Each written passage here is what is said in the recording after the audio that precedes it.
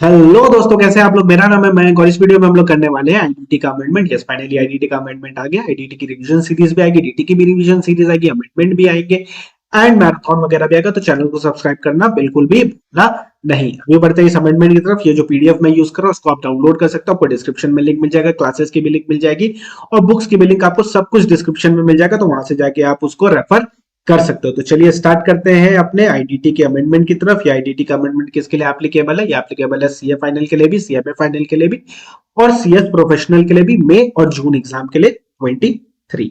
सबसे पहला अमेंडमेंट है चैप्टर नंबर 1 में, जो कि है सप्लाई।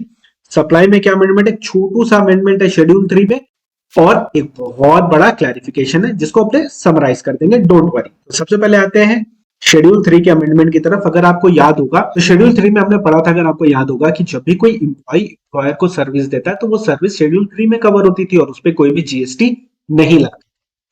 बात यहाँ पे जो आई थी वो ये आई थी कि अगर एम्प्लॉयर एम्प्लॉय को कुछ देता है तो उस सिनेरियो में अपने ने क्या देखा था कि अगर गिफ्ट है और वो अप टू 50,000 पर एम्प्लॉय पर ईयर है तो कोई जीएसटी नहीं आता था। 50,000 पर एम्प्लॉय और पर ईयर से ज्यादा है तो उस पर जीएसटी आ जाता था। दूसरी चीज, परक्विजिट से रिलेटेड अपने कुछ नहीं पढ़े थे। तो पहले क्या था, परक्विजिट पे जीएसटी लग जाता था, बट अब क्या है, क्लैरिफिकेशन आया कि परक्विजिट पे जीएसटी नहीं लगेगा। ये अमेंडमेंट हुआ है और इस अमेंडमेंट के तहत परक्विजिट पे कोई भी जीएसटी नहीं लगेगा। तो अगर अपने इसको समराइज करें तो क्या होता है, एक एम्प्लॉय सर्विस देता है एम्प्लॉयर को, बदले में एम्प्लॉयर उसको क्या देता है, सैलरी देता है, जो आपको भी मिलने वाली है बहुत जल्द।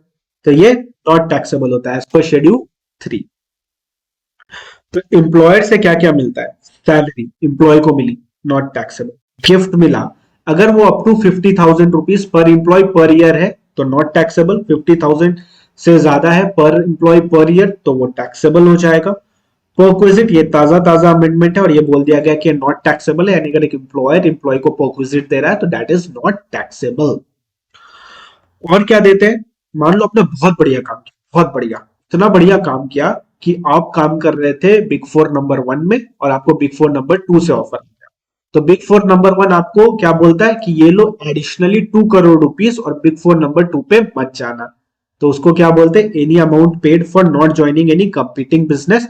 तो इस सिनेरियो में ये भी टैक्सेबल होता है, because this is not the part of your employment. ये आपके एम्प्लॉयमेंट का पार्ट नहीं है कॉन्ट्रैक्ट का। तो हमने क्या पढ़ा, बहुत सिंपल सी चीज पढ़ी, अगर एम्प्लॉयर से सैलरी मिलता है तो टैक्सेबल नहीं होता है। गिफ्ट अगर अप टू 50,000 पर एम्प्लॉय पर ईयर है तो वो टैक्सेबल नहीं होता है। 50,000 पर एम्प्लॉय से ज्यादा है, पर एम्प्लॉय पर ईयर से ज्यादा है तो वो टैक्सेबल हो जाता है। परक्विजिट टैक्सेबल होता है, नॉट टैक्सेबल होता है। ये ताजा ताजा अमेंडमेंट है।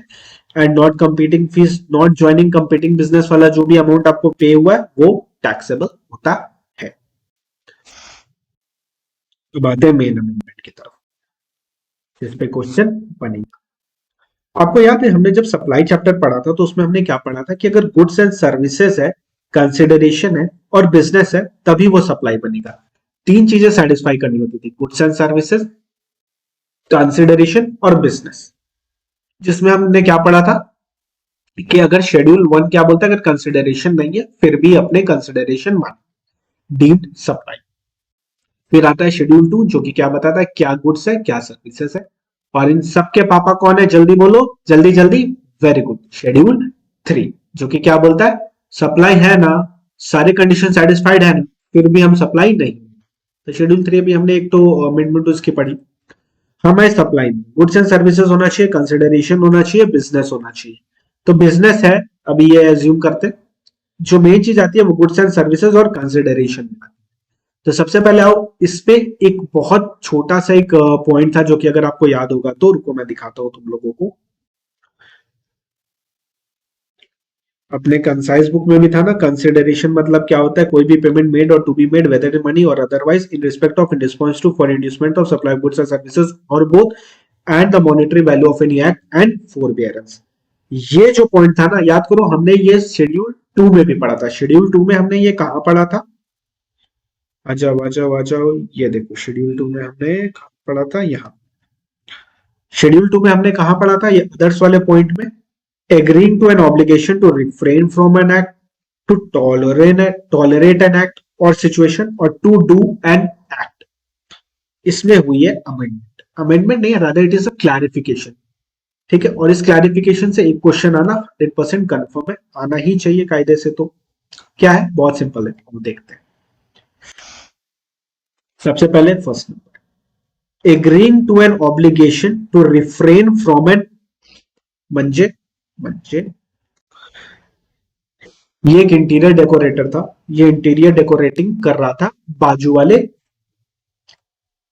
मैं तुम लोग के लिए रिकॉर्डिंग कर रहा था यार क्लासेस का, मैं तुम लोग के लिए क्लासेस का रिकॉर्डिंग कर रहा था, और इसको देखो यहाँ बाजू में ठक ठक ठुक ठुक ठक ठक ठुक ठुक किए जा रहा है।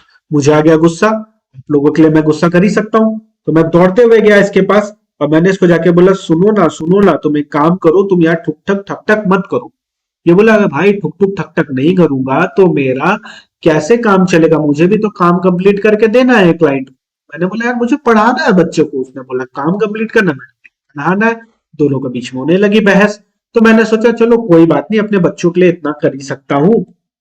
थैला भर के मैं रुपया लेके गया था, और वो रुपया जाके मैंने इसके मुंह पे मारा, और मैंने बोला कि अभी से 3 घंटे तक ठुक ठुक ठक ठक मत कर। तो इसने बोला ठीक है भैया, पैसे के लिए तो कोई कुछ भी कर सकता है।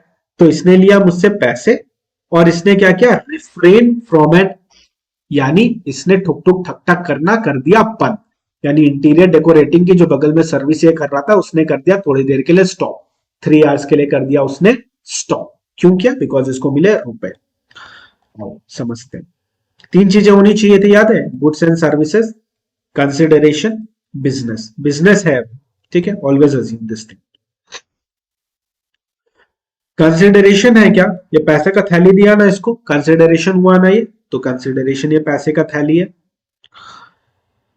गुड्स एंड सर्विसेज क्या है, तो गुड्स तो नहीं है इसमें, बट इसमें एक सर्विस है, और ये सर्विस मुझको किसने दी, मान लो ये मिस्टर ए है, तो मिस्टर ए ने मुझको सर्विस दी है। अब मिस्टर ए ने मुझको किस चीज की सर्विस दी है, मिस्टर ए ने मुझको सर्विस दी है ठुक ठुक ठक ठक नहीं करने की सर्विस। क्या, ठुक ठुक ठक ठक नहीं करने की सर्विस दी है, इसको क्या बोलते हैं, agreeing to an obligation to refrain from an act. So agreeing to an obligation to refrain from an act is also a supply of service. First point. Clear? Simple. Next.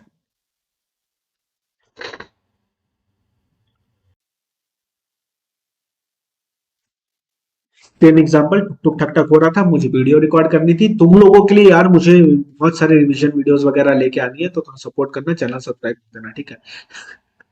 तो मुझको वो record करनी थी, और मुझको since वो record करनी थी और ये टुक टुक ठक ठक बगल में किए जा रहे थे, तो मैं गया इनके पास। अब मैं जब इनके पास गया तो इनको मैंने बोला स्टॉप कर दो, ये स्टॉप नहीं कर रहा, जो पढ़ाना है ये स्टॉप नहीं कर रहा, पढ़ाना है। अब मेरे दिमाग में आया कि पैसे की थैली देता हूँ, फिर मेरे को याद आया मेरे पास तो पैसे की थैली है ही नहीं, मेरे पास तो पैसे की थैली है ही नहीं, अब मैं क्या करूंगा। तो अब मैं क्या करूंगा, मुझे समझ नहीं आया, तो मैं इनको बोला यार मैं क्या करूं, मुझको समझ नहीं आ रहा है। अब इन्होंने मुझे एक पैसे की थैली दी, दिस टाइम इस बंदे ने मुझको पैसे की थैली दी और मुझको बोला चुपचाप मुंह बंद करो और यहां से निकलो, जब मेरा काम हो जाएगा तब रिकॉर्डिंग करना, जब मेरा काम हो जाएगा तब रिकॉर्डिंग करना। अब पैसे मिल गए हैं तो क्या ही कर सकते हैं, थोड़ी देर के लिए रिकॉर्डिंग स्टॉप कर ही देते हैं, क्यों, तुम लोग भी होते तो यही करते। नहीं सर हम ऐसा नहीं करते, नहीं नहीं करना पड़ता है ना। अब देखो क्या हो रहा है, गुड्स एंड सर्विसेज होनी चाहिए, कंसिडरेशन होना चाहिए, बिजनेस होना चाहिए। बिजनेस है, ज्यूम किया, कंसिडरेशन है क्या, ये पैसे की थैली इसने मुझे दी, ओके। अब देखो गुड्स एंड सर्विसेज है क्या, तो गुड्स तो है नहीं भैया, क्योंकि कुछ भी टैक्सेबल नहीं है यहाँ पे। बात करते हैं सर्विस की, सर्विस है क्या यहाँ पे, हाँ जी सर्विस है। सर्विस ये दे रहा है क्या इस बार, हाँ जी इस बार सप्लायर ये सर्विस दे रहा है, और ये क्या चीज की सर्विस दे रहा है, to tolerate an act, and what is that act, ठुक ठुक ठक ठक वाली। तो दो रिपेयरिंग की बगल में काम चल रही थी, उस एक्ट को मैं टॉलरेट कर रहा हूं, ये सर्विस मैंने दी है रेसिपेंट, इसको ये सर्विस दे दी है। So this is also supply of service as per schedule, as per schedule 2 this is also supply of service. दूसरा, मस्त मैंने वीडियो बनाई, रिकॉर्ड वगैरह की, अब मुझको करना उसको एडिटिंग। अब मुझसे एडिटिंग हो नहीं रही है, मुझसे हो जाती है एडिटिंग, बट आज मुझसे एडिटिंग, तो अब क्या होगा, अब मैं हायर करूंगा एक वीडियो एडिटर, इस वीडियो एडिटर को मैं दूंगा रॉ फुटेज, बोलूंगा भैया एडिट कर, ये एडिट करके मुझको वापस कर देगा मेरी वीडियो, बदले में मैं इसको रुपए पे कर दूंगा। तो चलो देखते हैं, सारी condition satisfy, goods and services है, हाँ जी गुड्स एंड सर्विसेज है। What is the service? The service is of video editing. Okay, now what is the consideration? The consideration is rupees, जो मैं इसको पे करूंगा, ये जो रुपए मैं इसको पे करने वाला हूं ये। And what is the purpose? Business, yes it is for business, so this is supply of service. So this is supply of service. So to do an act is also supply of service. तो हमने तीनों चीजें समझी। क्या क्या समझा हमने?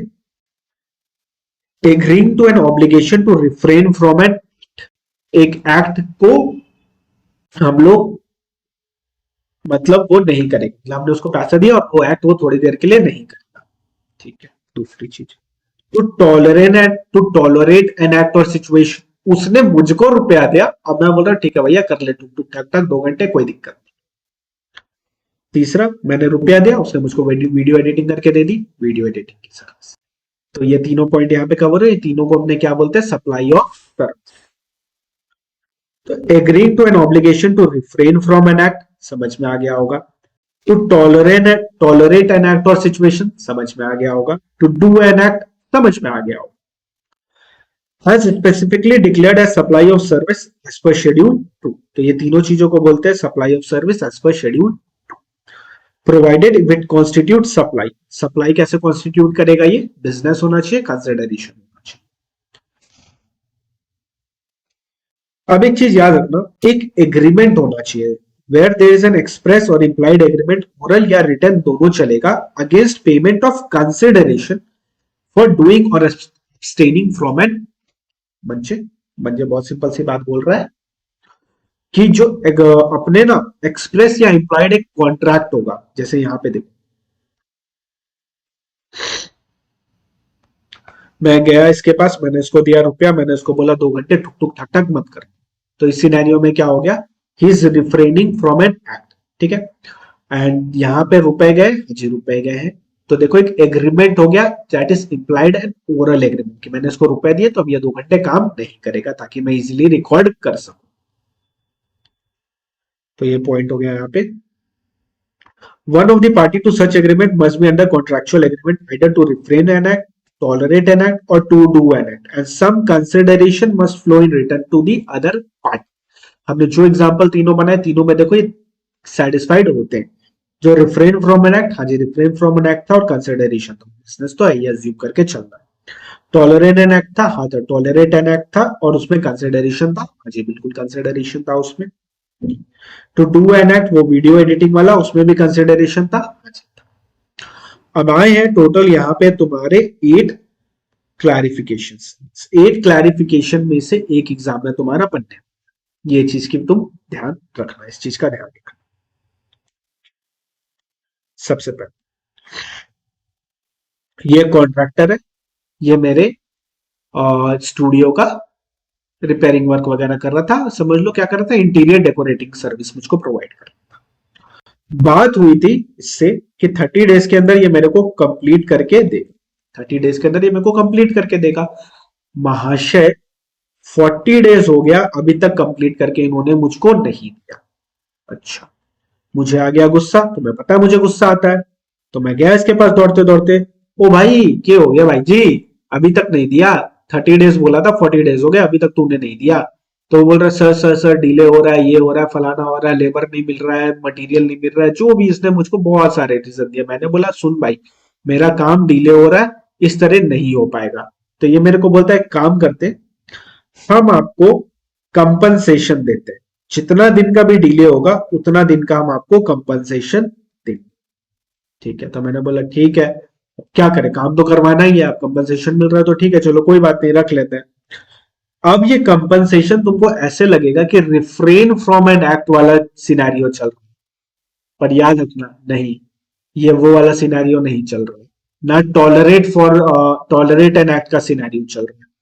इसका मतलब ये होता है ये डिले कर रहा है, इसके बदले इसने मुझको कंपनसेशन दिया, इसकी वजह से मैं इसका डिले टॉलरेट करूंगा, नहीं नहीं नहीं, ऐसा नहीं हो रहा है।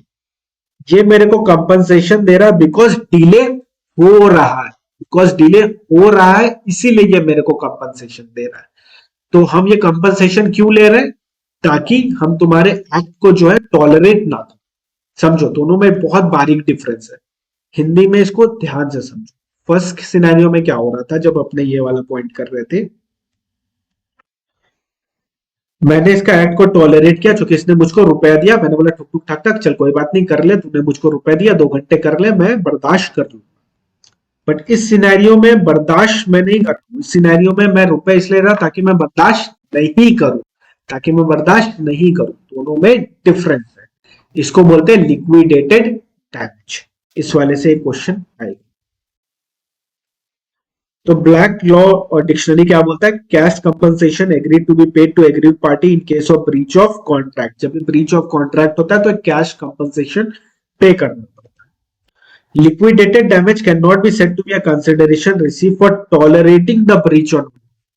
हम टॉलरेट नहीं कर रहे हैं ब्रीच को, rather it is for not tolerating the breach of contract. तो कोई भी जीएसटी नहीं लगता है लिक्विडेटेड डैमेज पे, कोई भी जीएसटी नहीं लगता है लिक्विडेटेड डैमेज पे। तो a contractor that fails to compete a contractor that fails to complete a construction project on time and is charged daily until the project is finished, so no GST will be liable on this daily charges। तो जो वो अपने को daily basis पे charges पे कर रहा है, लिक्विडेटेड डैमेज दे रहा है, कैश कंपनसेटरी सपोर्ट दे रहा है, सॉरी कैश कंपनसेशन दे रहा है, तो उस वाले सिनेरियो पे जीएसटी नहीं आएगा। कैंसिलेशन ऑफ कोल ब्लॉक या माइन एलोकेशन। तो अगर आपको कोई भी कंपनसेशन मिलता है pursuant to the order of Supreme Court, किस लिए? ताकि आप, चूंकि आपका कैंसिल हो गया है कोल ब्लॉक या कोल माइन एलोकेशन, तो सिनेरियो में जो भी आपको कंपनसेशन मिला है वो टैक्सेबल नहीं होगा, उस पर जीएसटी नहीं होगा। आपका जब भी चेक डिसऑनर होता है ना, तो आपको एक फाइन और पेनल्टी इंपोज करता है बैंक।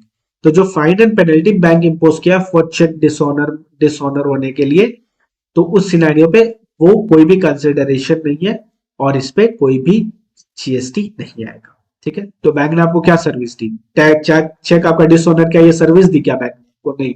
बैंक ने आपको उल्टा पेनल्टी चार्ज किया क्योंकि आपका चेक जो है वो डिसऑनर, तो इस पे कोई भी जीएसटी नहीं आएगा। अब क्या हुआ, मैं मस्त बाइक में निकल रहा था अपनी गर्लफ्रेंड के साथ फुल स्पीड में, धूम मचा ले धूम मचा ले धूम, धूप आ गया मचाने धूम। इसने मुझको पकड़ा और बोला हेलमेट किधर, हेलमेट किधर? पहना नहीं था। तो अब क्या हुआ? अब हुआ ये कि इसने मुझको किया चालान, मैंने चालान का किया पेमेंट और मैं बाइक लेके निकल गया। तब मेरे को एक बात बताओ, क्या मैंने ये चालान का पेमेंट कर दिया तो इसका क्या मतलब होता है? कि अब मैं लॉ को ब्रेक कर सकता हूँ क्या? क्या कॉन्ट्रैक्ट हो गया क्या मेरे और पुलिस वाले के बीच में कि जम के बिना हेलमेट के घूमो, घूमो दबा के घूमो? ऐसा कोई कॉन्ट्रैक्ट हुआ है क्या? नहीं भैया, ऐसा कोई भी कॉन्ट्रैक्ट नहीं। तो एक चीज याद रखना कि ये जो मैंने पेमेंट किया है इस पे भी कोई जीएसटी नहीं आएगा, क्योंकि मेरा कोई भी मतलब टॉलरेट एन एक्ट वाला सिचुएशन नहीं हुआ है कि गवर्नमेंट मेरा एक्ट टॉलरेट करेगा क्योंकि मैंने उसको रुपए दिए। नहीं नहीं, मैंने रुपए इसलिए दिए क्योंकि मैंने लॉ तोड़ा है। दोनों में डिफरेंस। तो penalty impose for violation of laws are also not consideration for any supply received and are not taxable, because कोई भी ऐसा एग्रीमेंट नहीं है गवर्नमेंट और वायलेटर के बीच में जो स्पेसिफाई करता है that the violation would be allowed or permitted against payment of fine और पेनल्टी। यानी फाइन और पेनल्टी पे कर दिया, इसका मतलब क्या है कि तुम लॉ तोड़ के घूमोगे, इस तरह होगा? नहीं भैया, ऐसा नहीं होता यार, ऐसा नहीं पॉसिबल है। फोर फीचर ऑफ सैलरी और पेमेंट ऑफ बॉन्ड अमाउंट। अब मान लो ये कि आप हो गए पास, अब जैसे ही आप पास हुए तो आपकी जॉब लगे एक मस्त बिग फोर में। जैसे ही आपके बिग फोर में जॉब लगी, वहां पे उन्होंने रखा था एक कॉन्ट्रैक्ट कि भैया 2 साल तक तुम छोड़ नहीं सकते हो। तुमको फर्स्ट ईयर में कहीं और से ऑफर आया और तुम बेटा निकल लिए। तो जैसे ही तुम निकलने लगे तो कंपनी तुम्हारे पास आई और आके बोलती है कि ये जो 2 साल का तुमने कॉन्ट्रैक्ट किया था उसमें 1 साल तुमने दिया है और 1 साल तुमने नहीं सर्विस दी है, तो जो 1 साल तुमने सर्विस नहीं दी है तो वो बॉन्ड हो गया, टूट गया। तो अब तुमको बॉन्ड अमाउंट पे करना पड़ेगा। तो तुम बोलते ठीक है भैया, आपको नया जगह से ऑफर आया, वो हमको ज्यादा रुपए दे रहे हैं, बॉन्ड अमाउंट में तुम्हारा पे करके निकल जाता हूँ। तो तुम बॉन्ड अमाउंट पे कर दोगे। तो जो तुमने बॉन्ड अमाउंट पे किया है, क्या इस पे जीएसटी आएगा क्या? तो गवर्नमेंट बोलती है नहीं, इस पे जीएसटी नहीं आएगा। और कई बार बॉन्ड अमाउंट नहीं पे करते, वो क्या करते हैं अपने लास्ट मंथ की सैलरी को रख लेते हैं, उस पर भी कोई जीएसटी नहीं। Premature leaving of employment result in disruption of work and undesirable situation. तुम तो काम छोड़ के चले जाते हो, तुम तो ठहरे परदेसी, साथ क्या निभाओगे, सुबह पहली गाड़ी से घर को लौट जाओगे, दूसरी कंपनी को लौट जाओगे। फिर सिनेरियो में क्या होगा, काम डिस्टर्ब हो जाता है। तो एम्प्लॉय को तो वो लोग क्या करते हैं, आपकी सैलरी रख लेते हैं उस मंथ की, और या तो फिर आपसे बॉन्ड अमाउंट पे करवा देते हैं। तो एम्प्लॉय यहाँ पे कुछ मिलता है क्या एम्प्लॉय को बदले में? नहीं, एम्प्लॉय को बदले में कुछ नहीं मिलता है एम्प्लॉयर से। और ये जो अमाउंट रिकवर किया एम्प्लॉयर ने, ये टैक्सेबल नहीं होता, यानी इस पे कोई भी जीएसटी नहीं आएगा। ये तो नहीं बताऊंगा तो भी बता दूंगा। लेट पेमेंट ऑफ सरचार्ज और फीस, जब भी मान लो आपको बोला गया 180 दिन के अंदर पेमेंट करना, आपने 190 दिन के अंदर पेमेंट किया, तो उस सिनेरियो में क्या हो जाएगा, उस सिनेरियो में आप पे वो लेट फीस वगैरह चार्ज करे। तो जो लेट फीस अपने को मिलता है, याद है ना टाइम ऑफ सप्लाई में अपने पढ़े थे कि ये भी टैक्सेबल होता है, यानी जो भी मेन सप्लाई का चीज होने वाला वही इसका भी होने वाला है। अब बात करते हैं fix capacity charge for power. इसमें क्या हो, इसमें बहुत सिंपल सी चीज हो। एक इलेक्ट्रिसिटी कंपनी है, एक इलेक्ट्रिसिटी कंपनी है, ठीक है, वो जाती है स्टेट बोर्ड के पास। स्टेट बोर्ड इलेक्ट्रिसिटी कंपनी जो ट्रांसमिट कर रहा है, जो बना रहा है इलेक्ट्रिसिटी, उसे इलेक्ट्रिसिटी परचेज करने के बाद वो इंडिविजुअल को डिस्ट्रीब्यूट कर। अब जब भी ये सिचुएशन होता है ना, तो यहाँ पे दो चार्जेस होते हैं दोनों जगह। दो चार्जेस, कौन से दो चार्जेस होते हैं? एक होता है फिक्स चार्ज, मतलब इतना रुपया तो देना ही देना है, और एक होता है वेरिएबल, यानी जितना तुम्हारा मीटर उठा उतने का बिल का पेमेंट तुमको करना। मीटर की यूनिट जितनी उठी उतनी पेमेंट करनी पड़ेगी। और एक होता है फिक्स चार्ज, एक होता है फिक्स चार्ज, एक होता है वेरिएबल चार्ज। जब इलेक्ट्रिसिटी कंपनी से स्टेट बोर्ड खरीदता है, या स्टेट बोर्ड इंडिविजुअल वगैरह को डिस्ट्रीब्यूट करता है तब। तो इस सिनेरियो में बहुत इजी सी बात बोली गई कि जो फिक्स चार्ज है और जो वेरिएबल चार्ज है, इसमें भी कोई जीएसटी नहीं आएगा, बिकॉज इलेक्ट्रिसिटी इज एग्जेम्प्ट। और अगर इलेक्ट्रिसिटी ही एग्जेम्प्ट है, तो उससे रिलेटेड फिक्स चार्ज और वेरिएबल चार्ज भी एग्जेम्प्ट हो जाएंगे।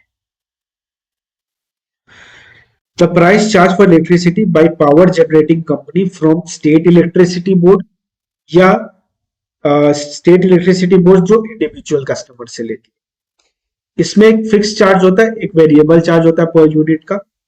Both the components charge for sale of electricity, and since electricity is exempt, तो ये चार्ज भी एग्जेम्प्ट हो जाता है। अब बात करते हैं कैंसिलेशन चार्जेस।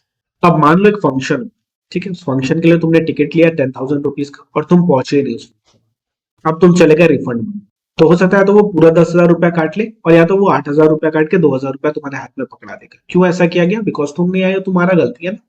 तो अगर कोई भी मनी फोरफिट होता है, कोई भी कैंसिलेशन चार्जेस अगर लगता है, उस पे भी जीएसटी नहीं आता है। ऐसा नहीं, हमेशा ऐसा बोलना, जो भी प्रिंसिपल सप्लाई का होगा वही ये कैंसिलेशन चार्जेस का होगा। जो भी प्रिंसिपल सप्लाई का होगा, अगर प्रिंसिपल सप्लाई एग्जाम्प्ट है तो कैंसिलेशन एग्जाम्प्ट हो जाएगा, प्रिंसिपल सप्लाई टैक्सेबल है तो कैंसिलेशन भी टैक्सेबल हो जाएगा। बट इसमें सिर्फ एक एक्सेप्शन है, फोर फीचर अगर आपका होता है अर्नेस्ट मनी का इन केस ऑफ बिड्स, तो वो टैक्सेबल नहीं है। अगर earnest money in case of bid four feature हो जाता है, यानी वो अगर जमा कर लेते हैं उनको रिटर्न नहीं देते, तो वो वाला सिनेरियो में नॉट टैक्सेबल, उस समय जीएसटी नहीं आए।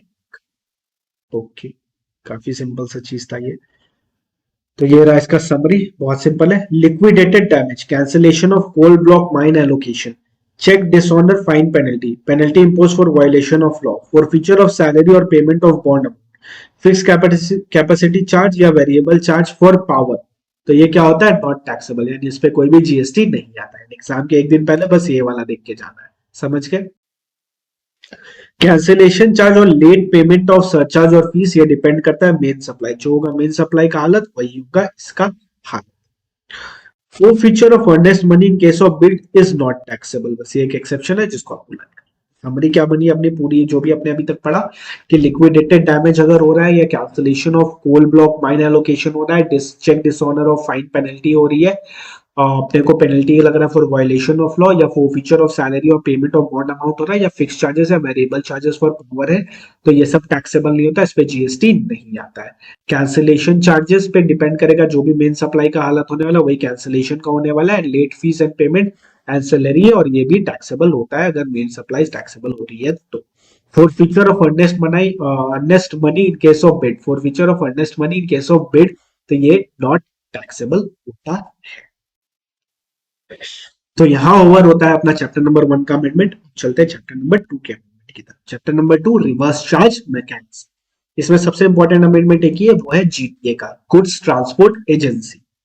तो अगर आपके पास पुरानी बुक होगी तो ये चार्ट चेंज कर लेना, ये चार्ट अब चेंज हो चुका है, जो वहां पे था वो एप्लीकेबल नहीं, अब ये वाला चार्ट एप्लीकेबल है। ये चार्ट क्या बोलता है, जीटीए ने अगर सर्विस दिया नोटिफाइड पर्सन तो जीएसटी इज ऑलवेज चार्ज, और जीटीए ने अगर सर्विस दी है अनरजिस्टर्ड पर्सन को तो एग्जेम्प्ट, यानी कोई भी टैक्स पे नहीं करेगा।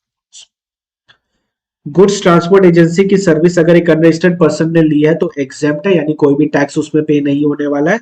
और गुड्स ट्रांसपोर्ट एजेंसी की सर्विस अगर नोटिफाइड पर्सन ने लिया तो जीएसटी लगेगा। अब जीएसटी लगेगा तो जीएसटी कौन देगा, तो that will depend upon the registration of GTA. अगर जीटीए खुद से रजिस्टर्ड है तो फॉरवर्ड चार्ज लगेगा और जीटीए खुद से होके जीएसटी का पेमेंट। और अगर जीटीए ने खुद से रजिस्ट्रेशन नहीं लिया है तो आरसीएम लगेगा और ये नोटिफाइड पर्सन उस पर टैक्स पे करे। ओके, अब देखो क्या हो रहा है। जीटीए की सर्विस अगर नोटिफाइड पर्सन को मिल रही है तो टैक्सेबल, अगर वो अनरजिस्टर्ड को मिल रही है तो दैट इज एक्सेप्ट, यानी मिस्टर एक अनरजिस्टर्ड पर्सन है, उसने जीटीए की सर्विस ली, एक्सेप्ट, कोई भी जीएसटी नहीं लगेगा, कोई भी टैक्स। फैक्ट्री एक है, उसने जीटीए की सर्विस ली है तो वो नोटिफाइड पर्सन होते हैं और उस सिनेरियो में अपना जीएसटी लग जाएगा। अब जीएसटी लग जाएगा तो जीएसटी कौन देगा, तो जीएसटी जो देगा वो डिपेंड करेगा जीटीए के रजिस्ट्रेशन, गुड्स ट्रांसपोर्ट एजेंसी जो है उसके रजिस्ट्रेशन, सप्लायर के रजिस्ट्रेशन। अगर सप्लायर खुद ही रजिस्टर्ड है तो उस सिनेरियो में वो खुद ही टैक्स पे करेगा, यानी जीटीए खुद से होकर टैक्स पे करेगी। और अगर वो अनरजिस्टर्ड है तो जो नोटिफाइड पर्सन है, जो रेसिपेंट है, वो जीएसटी पे करेगा। जब रेसिपेंट जीएसटी पे करेगा तो वो 5% की रेट से जीएसटी, और जब भी जीटीए पे करेगा तो उसके पास दो ऑप्शन, या तो वो 12% पे जीएसटी पे कर सकता है और या तो वो 5% पे जीएसटी पे कर सकता है।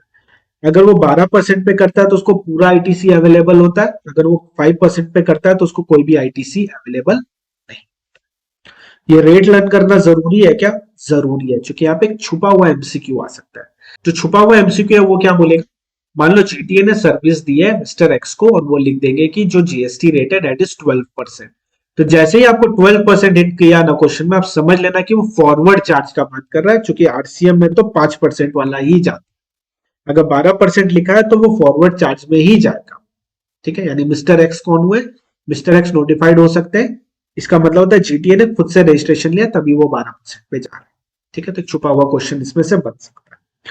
अब नोटिफाइड पर्सन कौन होते हैं, अगर आपको याद हो तो होते हैं फैक्ट्री, सोसाइटी, कोऑपरेटिव सोसाइटी, कोई भी पर्सन जो कि रजिस्टर्ड है जीएसटी में, body corporate, partnership firm, casual taxable person. कौन कौन हुए, फैक्ट्री, सोसाइटी, कोऑपरेटिव सोसाइटी, कोई भी पर्सन जो रजिस्टर्ड है जीएसटी में, body corporate, partnership firm and casual taxable person. ये कौन होते हैं, ये होते हैं नोटिफाइड पर्सन। अगर इन लोगों ने सर्विस ली है तो जीएसटी लगेगा। अब देखेंगे जो सप्लायर है, जो जीटी है, अगर वो खुद रजिस्ट्रेशन लेकर रखा है तो फॉरवर्ड चार्ज, बाकी केस में आरसीएम, यानी ये लोग जीएसटी पे करेंगे 5% से। अगर फॉरवर्ड चार्ज लगा यानी जीटीए पे करने वाला है तो दो ऑप्शन होता है, या तो 12% विद आईटीसी या तो 5% विदाउट आईटीसी। सिंपल। अब जीटीए सर्विस जो कि एग्जेम्प्ट, जीटीए सर्विस जो कि एग्जेम्प्ट है। याद है आपको एक पॉइंट हुआ करता था जहां आपने क्या बोलते थे कि अगर एक गाड़ी में एक जन का माल जा रहा है, वो माल 1500 तक है, या एक गाड़ी में बहुत लोग का माल जा रहा है और उसमें जो भाड़ा है दैट इज 750 रुपीज। फर्स्ट वाले केस में भाड़ा 1500, सेकंड वाले में 750, तो वो जीटीए की सर्विस होती थी एग्जेम्प्ट। तो अब इस पॉइंट को यहां से हटा दिया गया, यानी अब वो सर्विस एग्जेम्प्ट नहीं, वो सर्विस एग्जेम्प्ट। हमारे क्वेश्चन में क्वेश्चन नंबर 4 चेंज हो जाएगा, वहां पे एक पॉइंट है जहां पे ये वाला दिया हुआ है, वहां पे 75 रुपीज हो जाएगा, याद रखो, जहां पे जो आरसीएम बनेगा वो बनेगा 75 का। चलो ये पॉइंट हो गया यहाँ पे। तो जीटीए में पूरा जीटीए का चार्ट चेंज हो गया। और जीटीए की जो 1500 और 750 रुपए वाली जो एग्जेम्पशन थी वो विड्रॉ हो चुकी है, अब ये एग्जेम्पशन अवेलेबल नहीं है। यानी अब 1500 हो 750 हो कोई फर्क नहीं पड़ता है, उस पर जीएसटी लगेगा ही लगेगा। रेंटिंग ऑफ मोटर व्हीकल, याद है रेंटिंग ऑफ मोटर व्हीकल एक बहुत बड़ा चार्ट हुआ करता था, याद हो तो वो दिखाता हूँ यहाँ पे। आचा वाचा वाचा वाचा, ये वाला याद है? ओके। तो ये पूरे चार्ट हुआ करता था, इस चार्ट का समरी क्या था? उस चार्ट का समरी ये था कि अगर ये 5 कंडीशन क्यूमुलेटिवली सेटिस्फाइड है तो आरसीएम। सप्लायर कौन होना चाहिए other than body corporate? Recipient कौन होना चाहिए था? Body corporate. कंसिडरेशन में क्या इंक्लूड होना चाहिए था? फ्यूल कॉस्ट, पैसेंजर ट्रांसपोर्ट के लिए होना चाहिए था, और सप्लायर को ऑप्ट करना चाहिए था जीएसटी एट द रेट 5%। ये पांचों कंडीशन अगर क्यूमुलेटिवली सेटिस्फाइड होती थी तो आरसीएम लगता। अब रेंटिंग ऑफ मोटर व्हीकल और पैसेंजर ट्रांसपोर्ट, ये दोनों में क्या डिफरेंस है? तो इसी के रिलेटेड एक क्लैरिफिकेशन है जो कि बहुत सिंपल है, आपको पहले से। रेंटिंग ऑफ मोटर व्हीकल मतलब होता है कि जब जो रेंटर है वो डिफाइन करता है कि हमको पॉइंट ए से पॉइंट बी जाना है, इतने बजे जाएंगे, इतने बजे घर से निकलेंगे। बट जो पैसेंजर ट्रांसपोर्ट सर्विस होती है उसमें प्री डिटरमाइंड रूट होता है और प्री डिटरमाइंड शेड्यूल होता है। 10 बजे गाड़ी छूटेगी, पॉइंट ए से पॉइंट बी से पॉइंट सी जाएगी, ये प्री डिटरमाइंड। तो ये क्लियर डिस्टिंक्शन होता है between renting of motor vehicle and passenger transport service. Renting of motor vehicle में क्या होता है, जो रेंटर है वो डिफाइन करता है कि कौन से रूट से जाएंगे और कितने बजे जाएंगे। पैसेंजर ट्रांसपोर्ट सर्विस में सब कुछ प्री डिसाइडेड, रूट भी और शेड्यूल भी। तो ये क्लियर डिस्टिंक्शन होता है। यानी अगर एक बॉडी कॉर्पोरेट है और वो हायर करती है motor vehicle for a period of time, एक टाइम पीरियड के लिए, और motor vehicle shall be at the disposal of the body corporate, तो ये क्या हो जाएगा? Renting of motor vehicle. और सिंस ये बॉडी कॉर्पोरेट है रेसिपेंट, तो इस पे लग जाएगा RCM provided other conditions are satisfied, और बॉडी कॉर्पोरेट इस पे जीएसटी पे करेगी। Body corporate shall be liable to पे जीएसटी अंडर सी। बट अब एक बस है जो कि छूटने वाली है, समझ लो पॉइंट ए से पॉइंट बी तक, और जो एक्स लिमिटेड है वो पॉइंट बी में जाने वाली है मस्ती करते हैं, क्या बोलते हैं, ऑफिस टूर पे। ठीक है, ऑफिस टूर पे।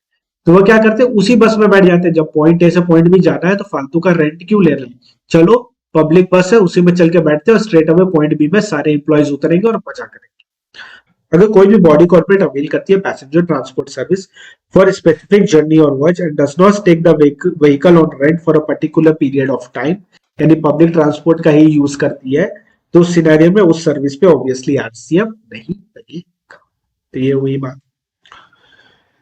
तीसरी बात थी आरबीआई में जो सर्विस नहीं थी कि all service supplied by RBI is exempt, तो अब ये हट चुका। दूसरा, renting of residential dwelling, exemption chapter में भी ये पॉइंट था।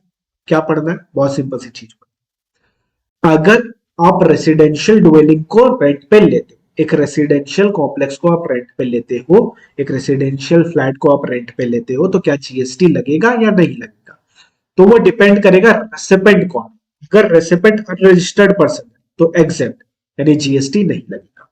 और अगर रेसिपेंट रजिस्टर्ड पर्सन है तो आरसीएम, रेसिपेंट रजिस्टर्ड पर्सन है तो आरसीएम लगेगा। रेंटिंग ऑफ रेसिडेंशियल ड्वेलिंग, लेने वाला कौन है उस पर डिपेंड। तो जो ले रहा है, जो रेसिपेंट है, अगर वो अनरजिस्टर्ड है तो एग्जेप्ट, कोई जीएसटी पे नहीं। और लेने वाला अगर रजिस्टर्ड पर्सन है तो आरसीएम लगेगा और रेसिपेंट उस पर टैक्स पे करेगा, यानी जो टेनेंट है वो खुद से होकर जीएसटी पे करेगा। दूसरा point, long term lease of land 30 years or more. Long term lease of land 30 years or more for construction of a project by promoter. कोई भी सब पर्सन अगर सप्लाई करता है प्रमोटर को एक long term lease of land, तो RCM लगता है उस पर और प्रमोटर खुद से होकर उस पर जीएसटी पे करता है। तो ये था अमेंडमेंट, छोटू सा अमेंडमेंट था पहले ही मैंने। अब आते हैं चैप्टर नंबर 3 के। ओके, तो हम आगे चैप्टर नंबर 3 रजिस्ट्रेशन की तरफ। बहुत छोटू सा अमेंडमेंट है इसमें। आपको याद होगा कैंसिलेशन ऑफ रजिस्ट्रेशन में हमने क्या पढ़ा था कि अगर आपने कुछ कुछ हरकतें की है तो आपका डे 1 से भी कैंसिल है। जिसमें पहली हरकत क्या हुई करती थी, contravention of any provision of GST law.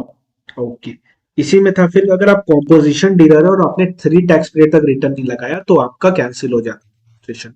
अब इसमें अमेंडमेंट हो गया और बोल दिया गया है कि जो भी आपका फाइनेंशियल ईयर का एनुअल रिटर्न है वो जब आप लगा दोगे तो आपका रजिस्ट्रेशन कैंसिल नहीं होगा। और अगर आप वो नहीं लगाओगे तो 3 मंथ्स तक अगर आप नहीं लगाओगे तो आपका रजिस्ट्रेशन कैंसिल हो जाएगा। म्हणजे the return for financial year beyond 3 months from the due date of furnishing of set return, तो रजिस्ट्रेशन हो जाएगी आपकी cancel. Other than composition dealer है तो दो पार्ट होते हैं, एक होता है क्यूआरएमपी वाला, एक विदाउट क्यूआरएमपी। अगर आप विदाउट क्यूआरएमपी वाले यानी आपका रिटर्न मंथली जाता है और आपने 6 मंथ्स तक रिटर्न नहीं लगाया तो आपका रजिस्ट्रेशन हो जाएगा कैंसिल। और अगर आप क्यूआरएमपी वाले हो तो आपको लिए बोला जाता है 2 टैक्स पीरियड। अगर आपने कंटिन्यूअस 2 टैक्स पीरियड तक रिटर्न नहीं लगाया तो आपका रजिस्ट्रेशन हो जाएगा कैंसिल। तो हम क्या पढ़े, बहुत सिंपल सी चीज पढ़े कि रजिस्ट्रेशन कब कैंसिल होता है। अमेंडमेंट क्या है, अगर आप कॉम्पोजिशन डीलर हो और आपने 3 मंथ्स तक रिटर्न नहीं लगाया from the due date of furnishing of annual return. आप अदर डीलर हो, आप अदर डीलर हो तो उस अदर देन कॉम्पोजिशन डीलर हो तो आप देखेंगे आप क्यूआरएमपी वाले हो या अदर देन क्यूआरएमपी। अगर आप अदर देन क्यूआरएमपी वाले हो यानी आपका रिटर्न मंथली जाता है और आपने 6 कॉन्जिक्यूटिव मंथ तक रिटर्न नहीं लगाया तो आपका रजिस्ट्रेशन कैंसिल हो जाएगा। और अगर आप क्यूआरएमपी वाले हो और आपने 2 कॉन्जिक्यूटिव क्वार्टर टैक्स पीरियड जिसको बोलते हैं, आपने 2 कॉन्जिक्यूटिव टैक्स पीरियड तक रिटर्न नहीं लगाया तो आपका रजिस्ट्रेशन हो जाएगा कैंसिल फ्रॉम डे वन से कैंसिल कर सकते हैं। एक रिवोकेशन ऑफ कैंसिलेशन है, उसमें एक पॉइंट क्या था ऐड हुआ है, एक पॉइंट बहुत सिंपल से ऐड हुआ है कि लोग आपने रिटर्न नहीं लगाया, इसकी वजह से आपका रजिस्ट्रेशन हो गया कैंसिल। हो सकता है, बिल्कुल हो सकता है। अब आपने रिटर्न लगा दिया तो माना जाएगा कि जो आपका रजिस्ट्रेशन कैंसिल हुआ था वो रिवोक हो जाएगा, जो भी आपका रजिस्ट्रेशन कैंसिल हुआ था वो रिवोक हो जाएगा। If registration has been suspended due to non filing of return, the suspension shall be deemed to be revoked upon furnishing of all pending returns. Composition dealer में तो इतना बड़ा अमेंडमेंट है कि वो एक लाइन में ही खत्म हो जाता है। वो अमेंडमेंट ये है कि यहाँ पे लास्ट टाइम ऐड हुआ था ना फ्लाई ऐश एग्रीगेट विद 90% और फ्लाई और मोर फ्लाई ऐश कंटेंट, तो ये चीज को काट दिया गया। हालांकि इससे कुछ ज्यादा फर्क नहीं पड़ेगा, अभी भी fly ash brick, brick of fossil mills, building brick और अर्थिंग और रूफिंग टाइल्स इंक्लूडेड है, बस ये वाली लाइन कट जाएगी। जिसमें क्या था कि अगर आप इसमें इन्वॉल्व हो, अगर आप इसके मैन्युफैक्चरर, तो इस सिनेरियो में आपको कॉम्पोजिशन स्कीम नहीं। किसके मैन्युफैक्चर हो, tip fees, ice cream, other edible, pan masala, tobacco, manufacturing of aerated water, fly ash brick, brick of fossil mill, building brick and earthing and roofing tile. और अगर आपको याद हो तो ये नोटिफाइड गुड्स होता है और ये same notified goods registration chapter के लिए भी एप्लीकेबल होगा। किसके लिए एप्लीकेबल होगा, रजिस्ट्रेशन चैप्टर में कहां पे सर एप्लीकेबल होगा, ये एप्लीकेबल होगा यहाँ पे। नोटिफिकेशन 10 2019 या 40 लाख में अपने क्या पढ़े थे कि अगर आप इंट्रास्टेट सप्लाई करते हो गुड्स का और सर्विस का नहीं करते हो और नोटिफाइड गुड्स का नहीं करते हो तो आपके लिए लिमिट 40 लाख की होती है। तो जो नोटिफाइड गुड्स है इसमें भी ये चीज अब एप्लीकेबल होगी, यानी यही नोटिफाइड गुड्स वहां पे भी एप्लीकेबल होगा। चाहो तो लिख लो, also applicable for page number तुम्हारा 41, नोटिफिकेशन 10 2019। ओके, अब आते हैं पेमेंट ऑफ टैक्स चैप्टर, इसमें है तगड़े तगड़े। ओके, चलो स्टार्ट करते हैं। सबसे पहला अमेंडमेंट, कुछ क्लैरिफिकेशन। क्लैरिफिकेशन क्या वो देखते हैं। आपको याद है इलेक्ट्रॉनिक क्रेडिट लेजर आप किस लिए यूज कर सकते थे, पेमेंट ऑफ टैक्स चैप्टर में पढ़ाया था, किस लिए यूज कर सकते थे उसको, अपने उसको यूज कर सकते थे only for payment of output tax liability. तो electronic credit ledger can only be use for payment of output tax liability. अब ये लायबिलिटी दो तरीके से मिल सकती है, जो आपने सेल्फ असेसमेंट से निकाला वो वाली, और या तो वो payable as a consequence of any proceeding initiate. कोई भी इंस्टीट्यूट किया गया आपके अगेंस्ट में प्रोसीडिंग, उसकी वजह से कोई आउटपुट टैक्स लायबिलिटी बन रहा है तो वो आप इलेक्ट्रॉनिक क्रेडिट लेजर से पे कर सकते हो। बट यहाँ पे आगे चल के एक क्लैरिफिकेशन है जिसकी वजह से ये इतना महत्व नहीं रहेगा इस पॉइंट का, बताऊंगा कैसे। अभी बस इस पे फोकस करते हैं कि इलेक्ट्रॉनिक क्रेडिट लेजर को आप यूज कर सकते हो only for making payment of output tax line. और यहाँ के बच्चे बच्चे को पता है, अच्छे बच्चे को ये बात पता है कि आउटपुट टैक्स लायबिलिटी में आरसीएम इंक्लूड नहीं होता है। आउटपुट टैक्स लायबिलिटी में आरसीएम इंक्लूड नहीं होता है। तो सिंपल सी चीज थी, ये तो हमने ऑलरेडी पढ़ा हुआ। तो इशू क्या बोलता है, whether amount available in electronic credit ledger can be used for making payment of any tax under this law, no, only for output tax, सिर्फ और सिर्फ आउटपुट टैक्स के लिए अपने इसको यूज कर सकते हैं। और एक चीज याद रखना अपने को यहाँ पे कि output tax does not include कोई भी amount that is payable under RCM. सिर्फ और सिर्फ आउटपुट टैक्स के लिए पेमेंट कर सकते हो, और वो आउटपुट टैक्स में आरसीएम इंक्लूड नहीं होता। ये अच्छे बच्चे को पता है, क्योंकि आरसीएम तो अपना इनपुट परचेज होता है भाई साहब, इनपुट परचेज होता है। एग्रीगेट टर्नओवर में हमने इतनी बार इस चीज को पढ़ चुके हैं। Whether amount available in electronic rate ledger can be used for making payment of any liability other than tax? The answer is obviously no. सिर्फ और सिर्फ आउटपुट टैक्स लाइबिलिटी के लिए ही आप इसको यूज कर सकते हो।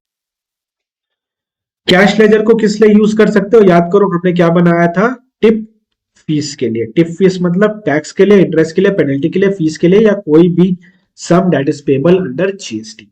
टैक्स के लिए, इंटरेस्ट के लिए, पेनल्टी के लिए, फीस के लिए, या कोई भी amount that is payable under GST law, उसके लिए अपने इलेक्ट्रॉनिक कैश लेजर को यूज कर सकते हैं। तो कुछ भी न्यू नहीं पढ़ा, जो हमने ऑलरेडी पढ़ा हुआ था बस ये वही पढ़ा। इसमें एक पॉइंट और ऐड हुआ है कि यूपीआई और आईएमपीएस के थ्रू आप इलेक्ट्रॉनिक कैश लेजर में पैसा डिपॉजिट करवा सकते हैं। Nothing interesting, simple. इसमें एक पॉइंट आपको और नोट डाउन करना, जो शायद मिस आउट हो गया होगा, आपके नोट्स में नहीं है, इसको लिख लेना। कितने गया, कितने कितने कितने कितने कितने कितने कितने कितने, ये रहा। Registered person can now transfer any amount available in electronic cash ledger with distinct person having same PAN. Oh my God! म्हणजे म्हणजे बहुत सिंपल है। मान लो डिस्टिंक्ट पर्सन का कॉन्सेप्ट याद है ना? नहीं सर नहीं याद है, तो इसमें नहीं बता पाएंगे, वो जाके रिवीजन वीडियो देख लो। रिवीजन वीडियो वैसे आने भी वाली है, कमेंट करके बताओ ये अमेंडमेंट कैसा लगा। मान लो यहाँ पे मेरा एक है, मेरा यहाँ पे एक फैक्टर, और ये दोनों अंडर सेम पैन रजिस्टर्ड है। अब सिंस ये दोनों अंडर सेम पैन रजिस्टर्ड है, तो ये क्या हो गया, ये हो गया डिस्टिंक्ट पर्सन। अब मैंने इसके कैश लेजर में सीजीएसटी में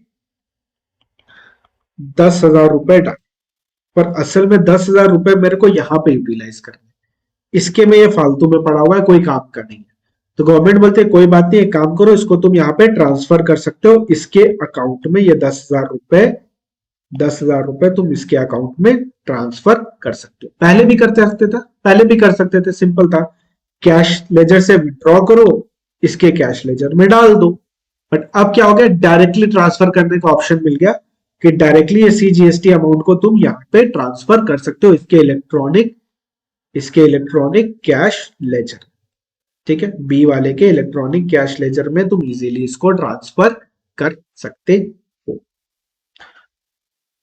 और मेरे पास यहाँ पे एसजीएसटी भी 10,000 पड़ा, तो क्या ये एसजीएसटी को भी ट्रांसफर कर सकते हैं क्या? तो गवर्नमेंट बोलती है नहीं, सिर्फ और सिर्फ आईजीएसटी और सीजीएसटी को ट्रांसफर, एसजीएसटी को ट्रांसफर नहीं कर सकते। रीजन वेरी मच सिंपल, क्योंकि हर स्टेट अलग होता है, स्टेट में हो जाएगी लड़ाई। सेंट्रल सेम है, इसलिए सेंट्रल वाला ट्रांसफर कर सकते हो, स्टेट वाला नहीं ट्रांसफर कर सकते। तो स्टेट वाले के लिए सर क्या करेंगे? अरे भैया सिंपल है, एसजीएसटी विड्रॉ कर लेना ए से, और बी में फिर जाके डिपॉजिट। कैश लेजर से तुम कभी भी रिफंड ले सकते हो, कितने रुपए का भी ले सकते हो, उसमें कोई भी रोक टोक नहीं है। तो ये हुई अमेंडमेंट यहाँ पे खत्म। दूसरी एक छोटी सी पॉइंट है यहाँ पे, ये पॉइंट क्या बोलता है, बहुत सिंपल सा पॉइंट बोलता है कि जब भी आपको मान लीजिए एक रिफंड अलॉट, ठीक है, आपको एक जैसे आप रिफंड मांगते हो, अलॉट होने से भी पहले, मान लो आपके आईटीसी क्रेडिट लेजर में पड़ा हुआ था 10,000, अब बोलते हो कि मेरे को 4,000 रुपए रिफंड, तो गवर्नमेंट क्या करेगी, सबसे पहले आपका जो आईटीसी जो इलेक्ट्रॉनिक क्रेडिट लेजर है उसमें से 4,000 रुपए माइनस करके वहां पे 6,000 रुपए दिखा देगी। अब ये 4,000 रुपए आपको रिफंड, लेटर ऑन पता चला कि जो रिफंड है ना वो एरनियस है, आपको मिलना नहीं चाहिए। तो अब क्या होगा, सिंपल है, आप ये वापस कर दोगे गवर्नमेंट को कि भैया 4,000 तुमने मेरे को दिया, तुमको लगता है एरनियस है, तो ये ले भाई रिफंड, चल रिफंड ले ले इंटरेस्ट के साथ, तो रिफंड को वापस ले ले इंटरेस्ट, तो बढ़िया। अब क्या होगा कि ये 4,000 रुपए वापस इलेक्ट्रॉनिक क्रेडिट लेजर में ऐड हो जाए, बिकॉज आईटीसी गलत नहीं है, रिफंड एरर, आईटीसी जो मिलना चाहिए था वही मिला, बस रिफंड जो है वो error.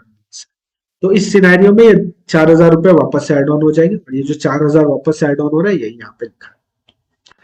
In case a registered person deposit the amount of erroneous refund sanctioned to him along with interest and penalty from its electronic cash ledger, तो प्रॉपर ऑफिसर वापस से रिक्रेडिट कर देगा उसके इलेक्ट्रॉनिक क्रेडिट लेजर। वापस से क्या कर देगा, वापस से रिक्रेडिट कर देगा उसके इलेक्ट्रॉनिक क्रेडिट लेजर। तो ये था पेमेंट ऑफ टैक्स का क्लैरिफिकेशन और अमेंडमेंट। अब आते हैं सेक्शन 50 की तरफ। सेक्शन 50 याद है सबको? हाँ ना, कुछ बोलोगे, कमेंट करोगे थोड़ा नीचे, मुझको भी पता चले पढ़ रहे हो कि तुम नहीं पढ़ रहे हो, थोड़ा बता दो नीचे कमेंट सेक्शन में। आ जाओ। सेक्शन 50 बात करता है इंटरेस्ट का। तो इंटरेस्ट दो चीजों के केस में लगता है। पहला केस लगता है कि तुमको रिटर्न लगाना था, तुमने रिटर्न लगाया नहीं, तो जितना भी दिन डिले हुआ उसके लिए तुमको इंटरेस्ट पेमेंट करना पड़ेगा, यानी पेमेंट ऑफ टैक्स के रिटर्न के साथ ही टैक्स का पेमेंट होता है। दूसरा आता है utilization of wrongly availed ITC. ठीक है, इसको समझते हैं पहले। इधर डिलेड पेमेंट ऑफ टैक्सेस, कितना इंटरेस्ट लगेगा, 18% के रेट से इंटरेस्ट लगेगा। कहां से लगेगा, आपको याद हो तो जिस मंथ टीओएस आएगा उस मंथ के नेक्स्ट मंथ के 20 तक रिटर्न लगाना होता है, पेमेंट करना होता है, उस 20 तक पेमेंट करना होता है। अगर आप नहीं करते हो तो 21st डे से लेकर till the date of payment तक आपको इंटरेस्ट का पेमेंट करना पड़ेगा 18% पर एनम सिंपल इंटरेस्ट। लिख लो, यहाँ पे पर एनम नहीं लिखा हुआ है, पर एनम लिख लो, पर एनम सिंपल इंटरेस्ट। तो interest is charge from the day succeeding the day tax was due, यानी 21st day of the succeeding month in which TOS is determined till the date of actual payment। जिस month TOS आया उस month के next month के 20 तक payment करना होता है, तुमने नहीं किया तो 21st डे से लेकर till the date of payment तक 18% पर एनम के हिसाब से तुमको इंटरेस्ट चार्ज किया जाएगा। इंटरेस्ट किस पे लगता है, नेट टैक्स लाइबिलिटी पे लगता है, यानी आईटीसी सेट ऑफ करने के बाद। बस दो सिनेरियो है जहां पे ग्रॉस टैक्स लाइबिलिटी पे लगेगा। एक है 73 और 74 में अगर आपका फाइल खुला है और उस सिनेरियो में आपका ग्रॉस टैक्स लायबिलिटी पे लगेगा, यानी without debiting electronic credit laser, यानी आईटीसी नहीं मिलेगा आपको, ग्रॉस टैक्स लायबिलिटी में पेमेंट करना पड़ेगा। 73 74 किसका, डिमांड एंड रिकवरी का है। याद करो अभी थोड़ी देर पहले मैंने क्या बोला था कि वो जो प्रोसीडिंग इनिशिएट होता है उस सिनेरियो में आप आईटीसी ले सकते हो, बट नहीं ले सकते, आपको ग्रॉस अमाउंट पे करना पड़ेगा अगर वो 73 और 74 का केस है तो।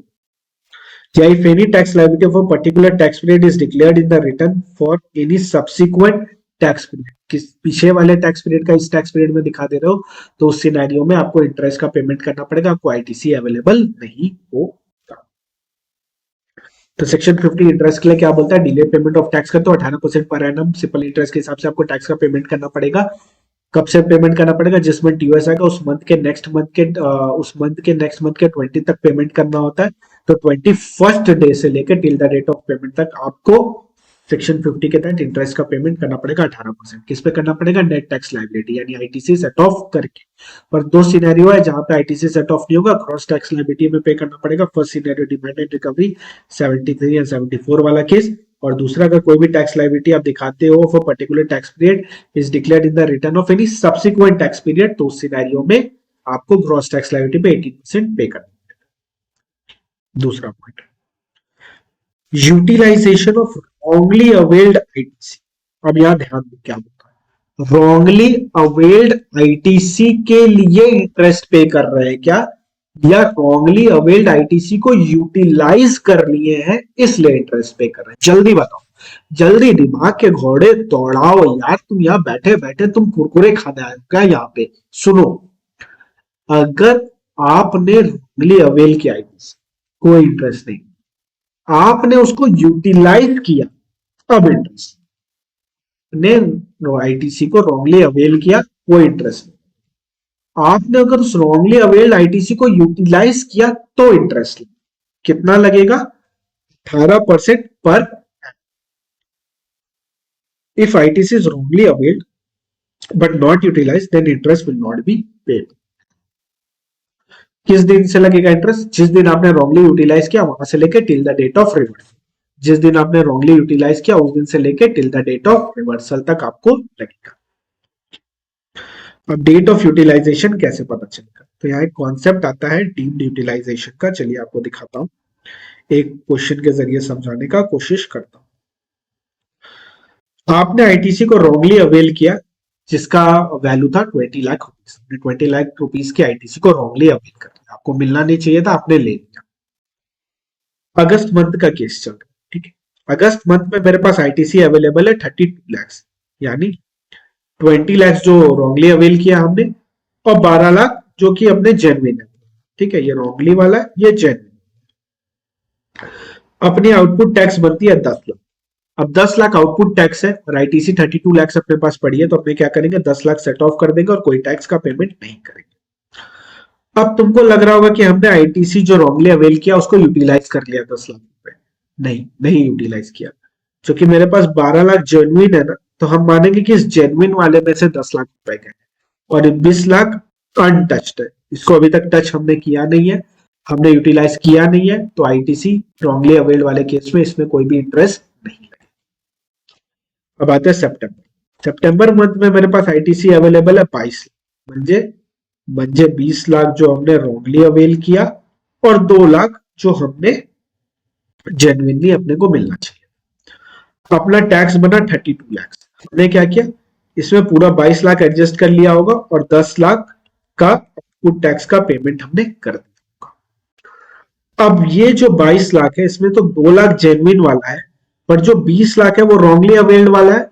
तो अब मानेंगे कि हमने इस 20 लाख को कर लिया है यूटिलाइज।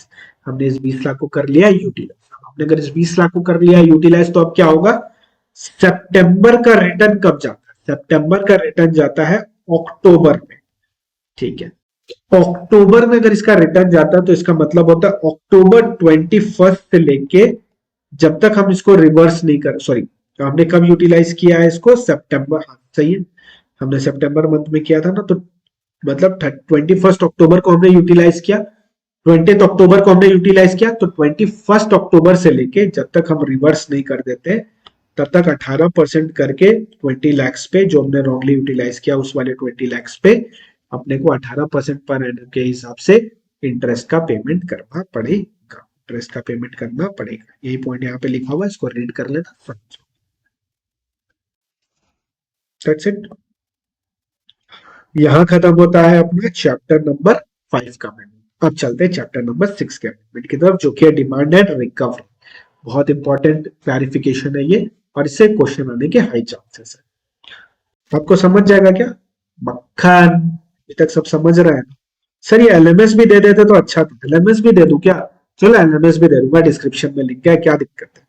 और हाँ, अभी भी टाइम है, अगर डीटीआई डीटी की प्रिपरेशन अभी तक नहीं हुई है तो हमारी फास्ट ट्रैक अवेलेबल है, जाके परचेज कर लो, चुपचाप बैठ के क्लास कर लो और क्वेश्चन आंसर बना लो, हो जाएगा। 50-60 आवर्स के अंदर पूरा DTI DT obviously each cover है with question and sir and lots of charts, तो उसको यूटिलाइज करो अच्छे से, उसका बेनिफिट उठाओ। बाकी रिवीजन वीडियो तो आएगी, तो चैनल सब्सक्राइब करके रख लेना। अब मिस्टर ए ने एक इशू किया है tax invoice mister B, but उन्होंने कोई भी सप्लाई नहीं की है गुड्स एंड सर्विसेज की। Oh my God, mister A ने मिस्टर बी को इनवॉइस इशू किया है और कोई भी सप्लाई नहीं की है गुड्स एंड सर्विसेज की, तो ये तो केस हो गया फेक इनवॉइस का। Yes, this is a fake case of fake invoice. अब क्या, demand and recovery, offence and penalty, दोनों चैप्टर मर्ज होने में, तो ध्यान देना। क्या कोई सप्लाई हुई है क्या? सप्लाई होने के लिए 3 चीजें होनी चाहिए। क्या 3 चीजें? गुड्स एंड सर्विसेज का सप्लाई होना चाहिए, कंसिडरेशन होना चाहिए, बिजनेस होना चाहिए। कंसिडरेशन है, बिजनेस है, पर गुड्स एंड सर्विस का सप्लाई हुआ है क्या? नहीं हुआ है, तो कोई भी सप्लाई नहीं।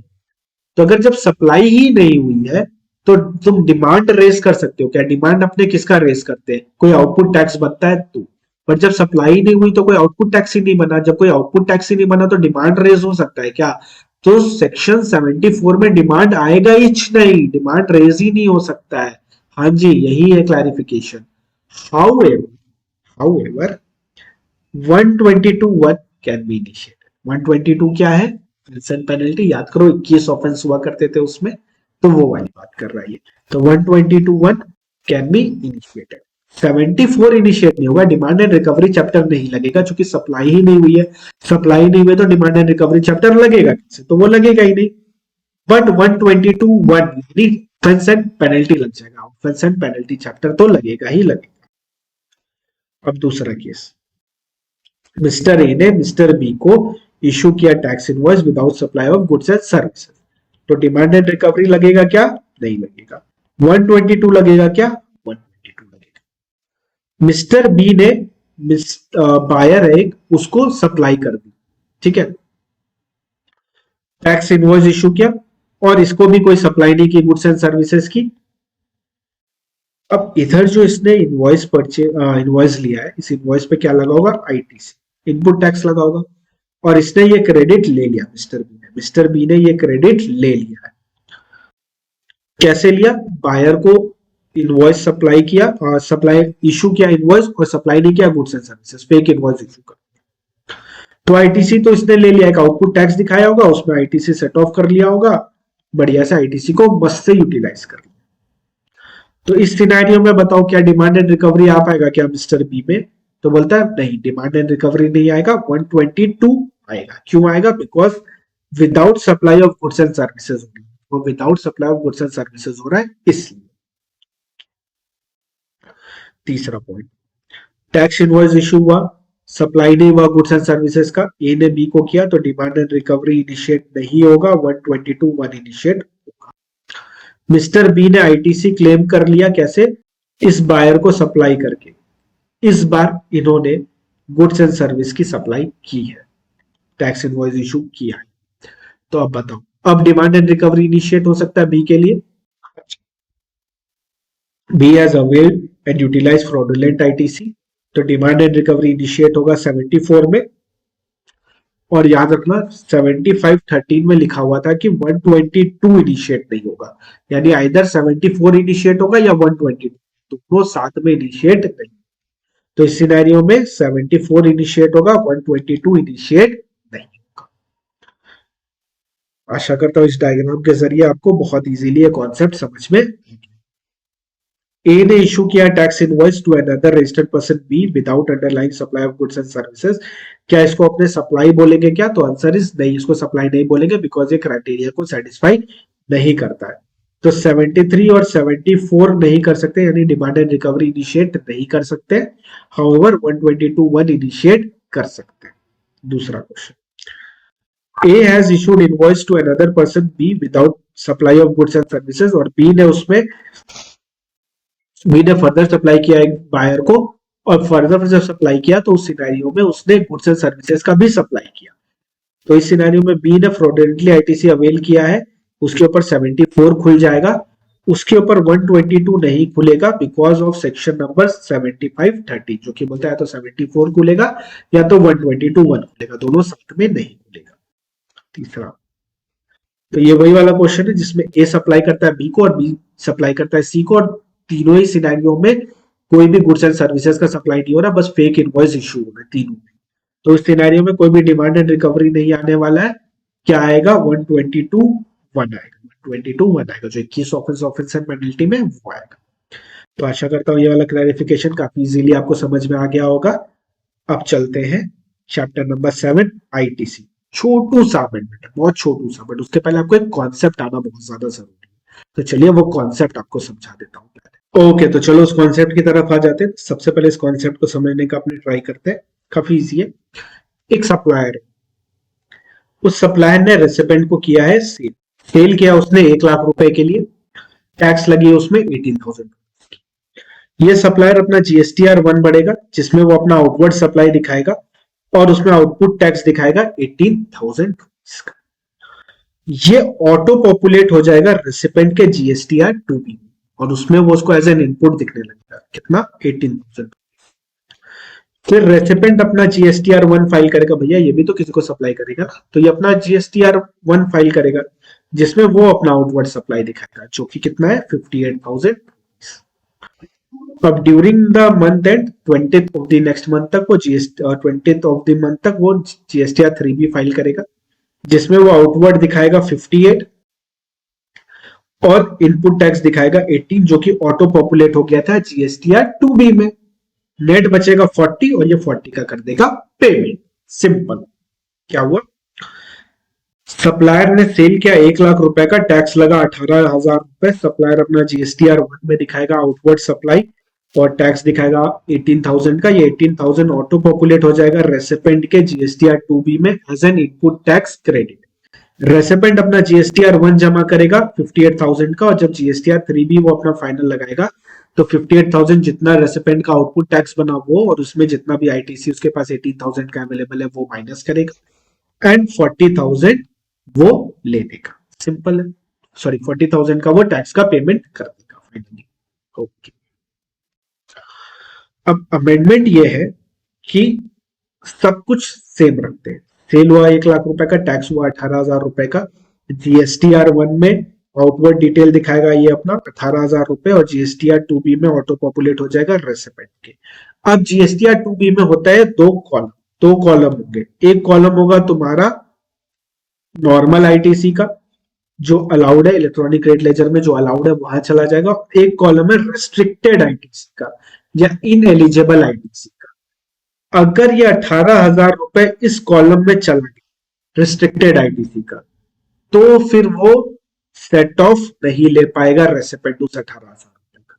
यानी कोई भी अमाउंट अगर रिस्ट्रिक्टेड आईटीसी वाले कॉलम में है जीएसटीआर 2 बी में,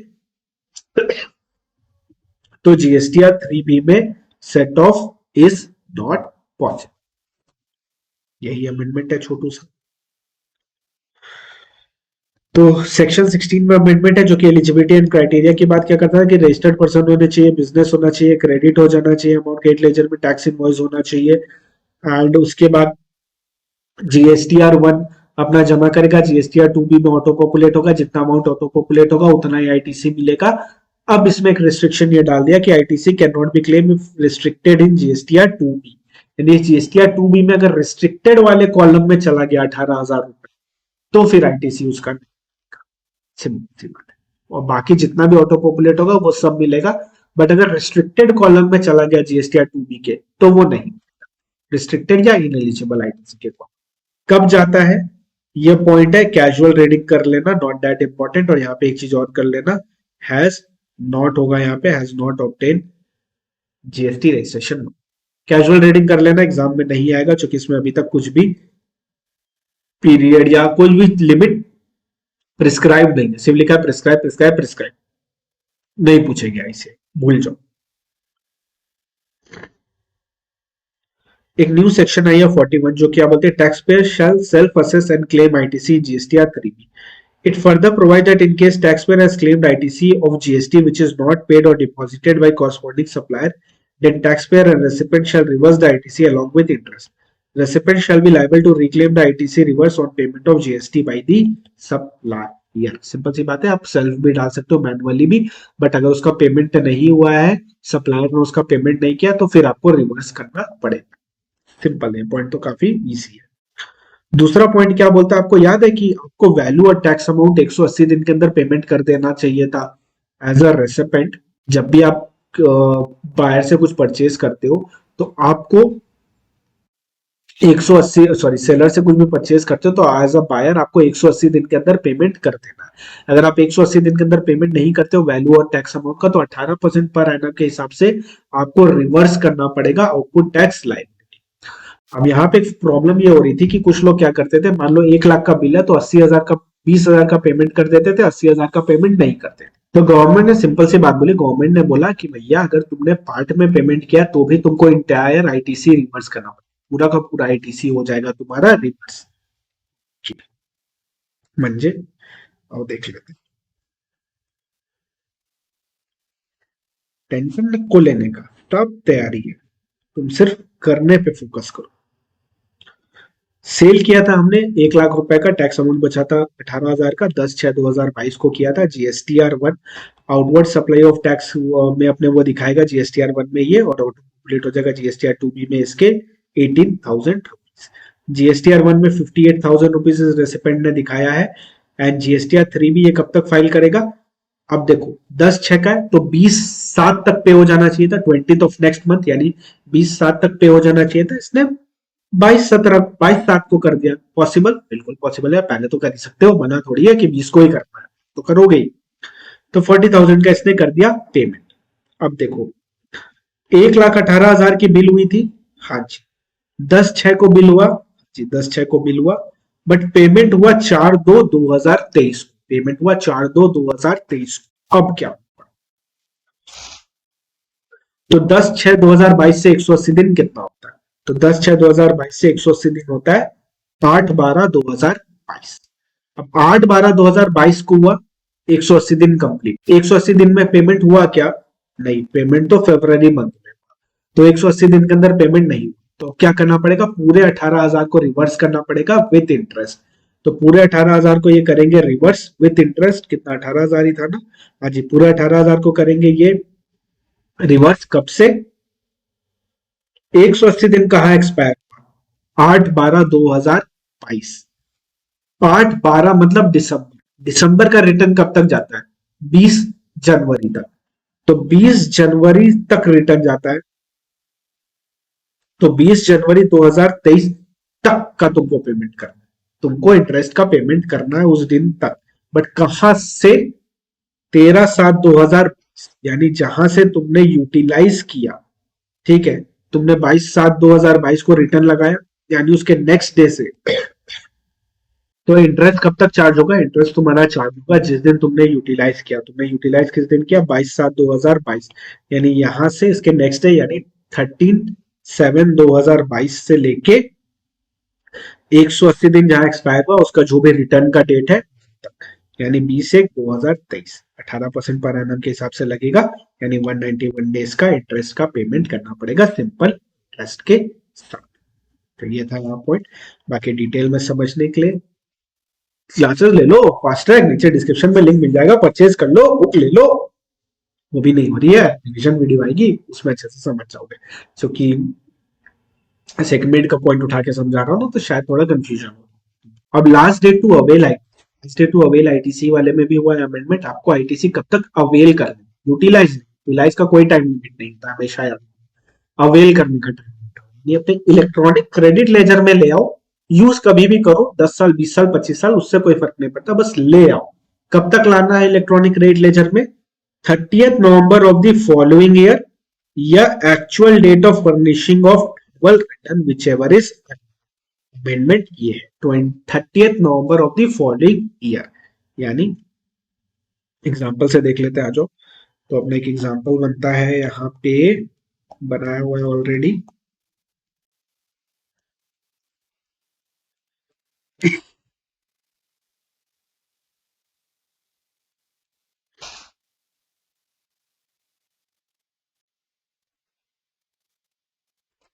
फाइनेंशियल ईयर 22-23, मान लो जो एनुअल रिटर्न है वो हमने फाइल किया 13/7/2023, अच्छा एनुअल रिटर्न कब तक फाइल होना चाहिए, तो एनुअल रिटर्न जो फाइल होता है वो होता है 31 दिसंबर।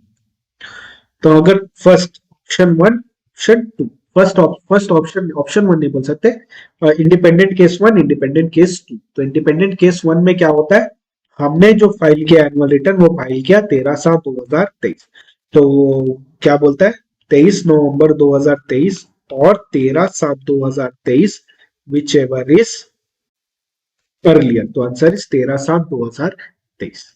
दूसरा केस में अगर एनुअल रिटर्न हमने फाइल किया 20/12/2023, तो 20/12/2023 और सॉरी 30/11/2023 और 20/12/2023 विच एवर इज अर्लियर, तो अर्लियर इज 30/11/2023 तक आपको आईटीसी अवेल करने, आपको आईटीसी अवेल करने, तो last date to avail ITC क्या, 30th November of the following year, या actual date of furnishing of annual.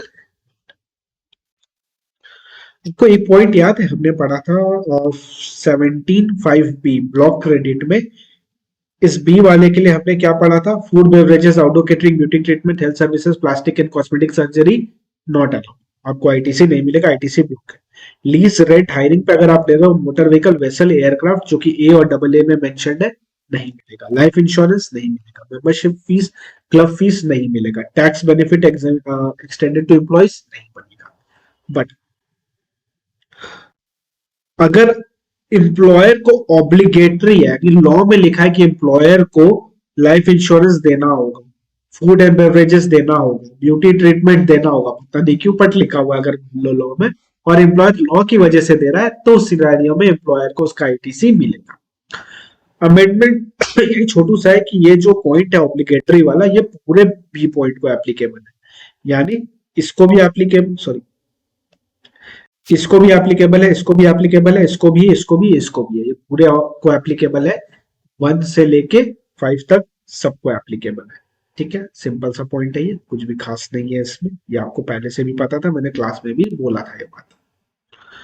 इसमें value of supply of duty script rule 42 और 43 में एग्जाम सप्लाई में इंक्लूड होती है। ये छोटा सा पॉइंट यहाँ पे लिखा हुआ है का, तो वो देख लेना। अब आते हैं रिफंड अंडर जीएसटी। इसमें तगड़ा हो, तगड़ा मतलब तगड़ा हो। तो चलो इसको देख लेते हैं आज।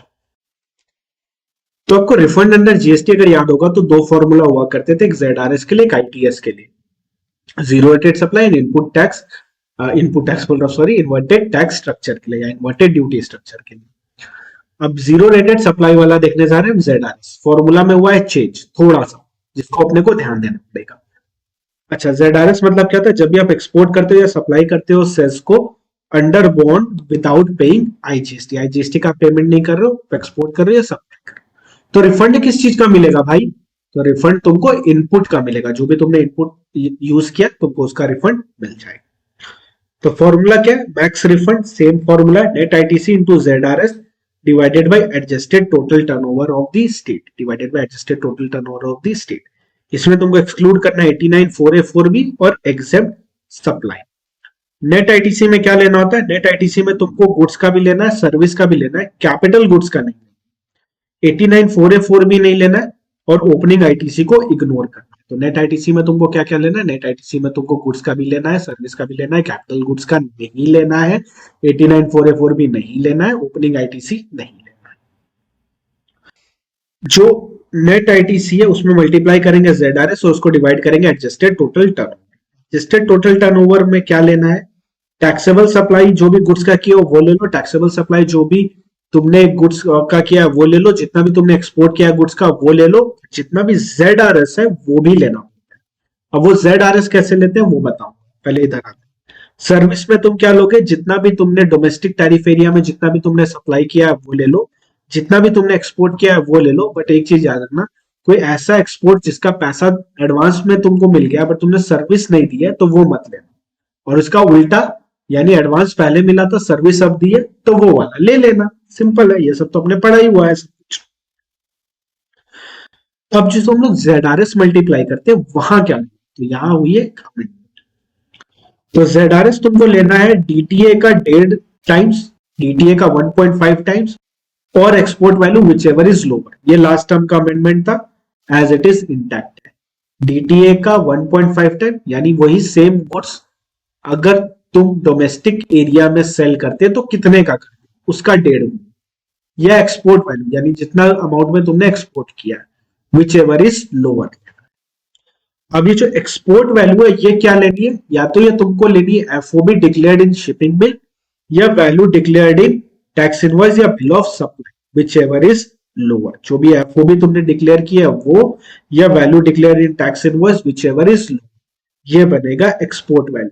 यानी इन शॉर्ट बोलू तो डीटीए का 1.5 times, FOB in shipping bill, value declared in tax invoice 1, 2, 3 which ever is lower. अगर लॉजिकली सोचो तो यही लिखा है।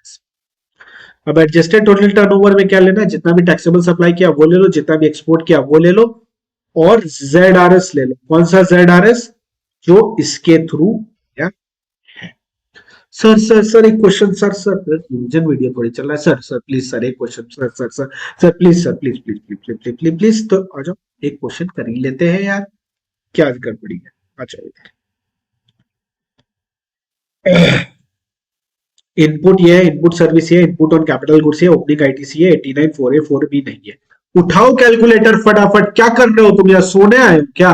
उठाओ और जल्दी से बताओ नेट आईटीसी की, क्योंकि जो फॉर्मूला है वो फॉर्मूला ये है कि नेट आईटीसी में मल्टीप्लाई करना है जेडआरएस और उसको डिवाइड कर देना है एडजस्टेड टोटल टर्नओवर से।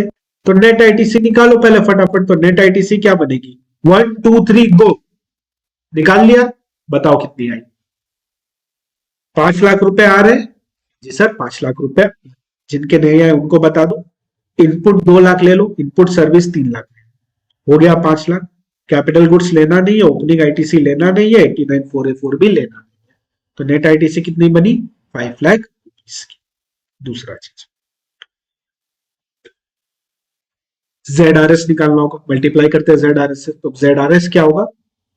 जेडआरएस मतलब इनवॉइस वैल्यू एफओबी या डोमेस्टिक वैल्यू का 1.5 times which ever is low. तो चलो इस निकालो, 1, 2, 3 गो। निकाल लिया? Very good. कितना आ रहा है, कितना आ रहा है, कितना आ रहा है? 5 लाख आ रहा है क्या? चलो देख लेते हैं कैसे आ रहा है। Invoice value 5 lakh, FOB 5,50,000। अगर इसी ए को हमने डोमेस्टिकली सप्लाई करते तो 4 लाख रुपए में करते। तो 4 लाख का 1.5 गुना कितना होता है? तो 4 लाख का 1.5 गुना होता है 6 लाख। तो 5 लाख, 5,50,000 या 6 lakh, which ever is lower. तो आंसर क्या आएगा? 5 लाख। तो जेड भी आ गया 5 लाख रुपए। Oh my God.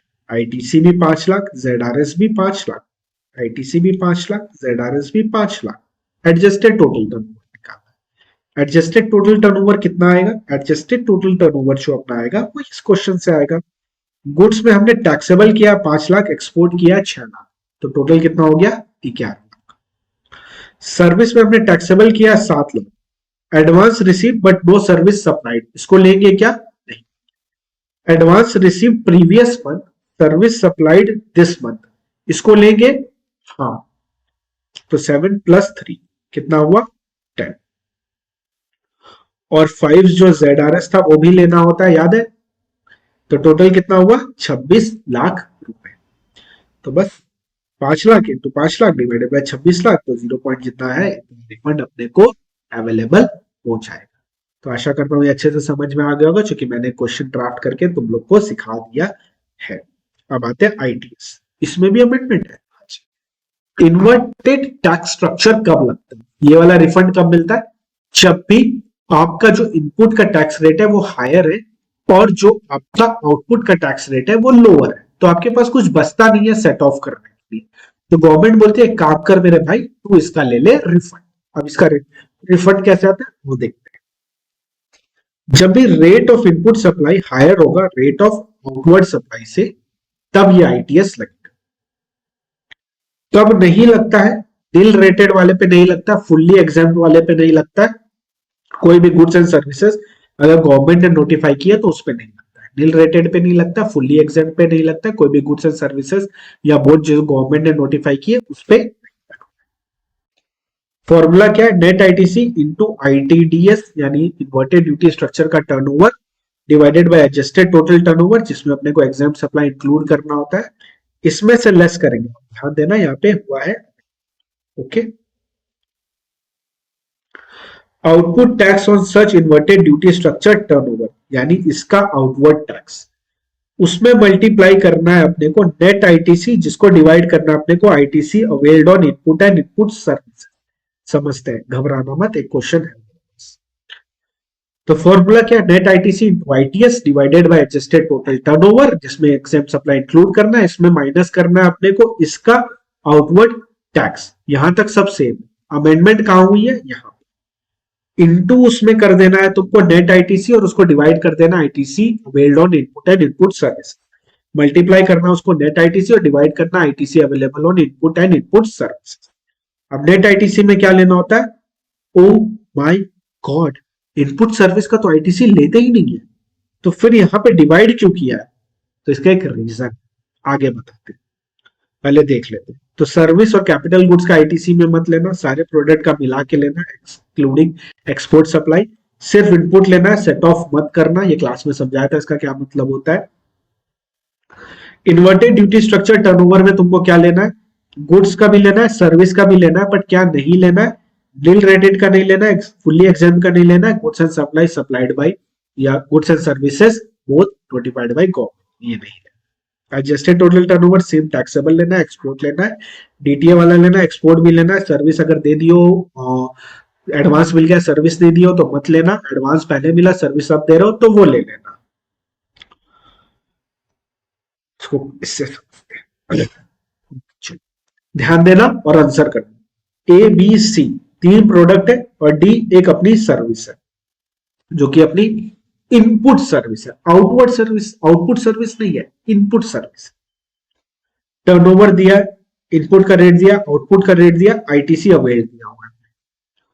अब मेरे को एक बात बताओ, सबसे पहली बात बताओ, इसमें आईटीएस वाला input tax sorry inverted tax structure वाला कौन सा है? तो आप बोलोगे सर इसमें इन्वर्टेड टैक्स स्ट्रक्चर वाला, ये तो नहीं है, ये है और ये है। Good, very good. Determine the maximum amount of refund of unutilized ITC provided that product B is notified. Oh my god. Product भी एक नोटिफाइड गुड्स है जिसके लिए आपको कोई भी रिफंड नहीं मिलेगा, तो हम क्या करेंगे, प्रोडक्ट बी को काट देंगे। तो अब अपने को रिफंड सिर्फ किसके लिए मिलने वाला है, ए के लिए, क्योंकि ए ही है अपना आईटीएस। फॉर्मूला क्या था, नेट आईटीसी। नेट आईटीसी मतलब टोटल आईटीसी लेना है, गुड्स का लेना है, सर्विस का लेना है नहीं, कैपिटल गुड्स का लेना है नहीं, यानी अपने को क्या लेना है, अपने को बस लेना है 54,000 प्लस 54,000 प्लस 10। ओके, तो हमने वही किया, 54,000 प्लस 54,000 प्लस 10 कितना आया, 1,18,000 रुपए। तो नेट आईटीसी अपना निकल गया 1,18,000। इसमें अपने क्या मल्टीप्लाई करते हैं, आईटीएस का टर्नओवर। तो आईटीएस तो बस एक ही है अपने पास 5 लाख, ने मल्टीप्लाई कर दिया, डिवाइडेड करते हैं इसको एडजस्टेड टोटल टर्नओवर से। तो एडजस्टेड टोटल टर्नओवर मतलब ये वाला का टोटल, यानी 5 लाख प्लस 3.5 लाख प्लस 1 लाख कितना आया, 9,50,000। तो हमने डिवाइड कर दिया 9,50,000। यहां तक तो सब सिंपल है। अब इसमें हमने मल्टीप्लाई क्या करते थे, ये पहले भी करते थे, 5 लाख का जितना भी सेट ऑफ कर सकते हैं वो तो कर लेते हैं ना, यानी 5 लाख का 5%। क्या करते थे, 5 लाख का 5%। वेरी गुड, कितना होगा 5 लाख का 5% होगा 25। अब यहां पे करेंगे थोड़ा चेंजेस। अब इसमें आएगा क्या पता है, अब इसमें अपने को जो मल्टीप्लाई करना है वो मल्टीप्लाई करना है नेट आईटीसी और उसको डिवाइड कर देना है जितना भी आईटीसी अपने को इनपुट और इनपुट सर्विस में मिला है। तो नेट आईटीसी अपना कितना बन रहा है, तो नेट आईटीसी अपना बन रहा है, नेट आईटीसी अपना कितना बन रहा है, 1,18,000। 1,18,000 नेट आईटीसी बन रहा है, वही सेम वाला लेना है अपने को जो भी अपने निकाले हैं और उसको अपने को डिवाइड करना है प्रोडक्ट और सर्विस दोनों का मिला के, प्रोडक्ट और सर्विस दोनों का मिला के। तो दोनों का जैसे ही अपने करेंगे तो कितना आएगा, 1,18,000 प्लस 20,000, क्योंकि वो 20,000 सर्विस वाला है तो वो ऐड ऑन कर लेंगे। तो क्या बनेगा अपना, 5 लाख इंटू 1,18,000 डिवाइडेड बाय 9,50,000। इसमें माइनस करेंगे ये 25,000, ये 25,000 कैसे आया, 5 लाख का 5% से। उसमें मल्टीप्लाई करेंगे नेट आईटीसी डिवाइड करेंगे टोटल आईटीसी से, यानी गुड्स और सर्विस दोनों का, गुड्स और सर्विस, कैपिटल गुड्स का नहीं, गुड्स और सर्विस दोनों का। तो दोनों से डिवाइड करेंगे तो अपना फिगर आ जाएगा 40,728। अब अपनी बुक में आंसर जाके चेकआउट करो तो तुमको पता चलेगा कि जो आंसर तुम्हारे पास आया है वो एक पहले का है, मतलब एक पहले का है, मतलब दिखा देते हैं, क्यों टेंशन लेते है ना। रिफंड रिफंड रिफंड कितने है, रिफंड 132 पे रिफंड। तो ये देखो, पहले इसी सेम क्वेश्चन का जो आंसर आता था वो आता था 37,105।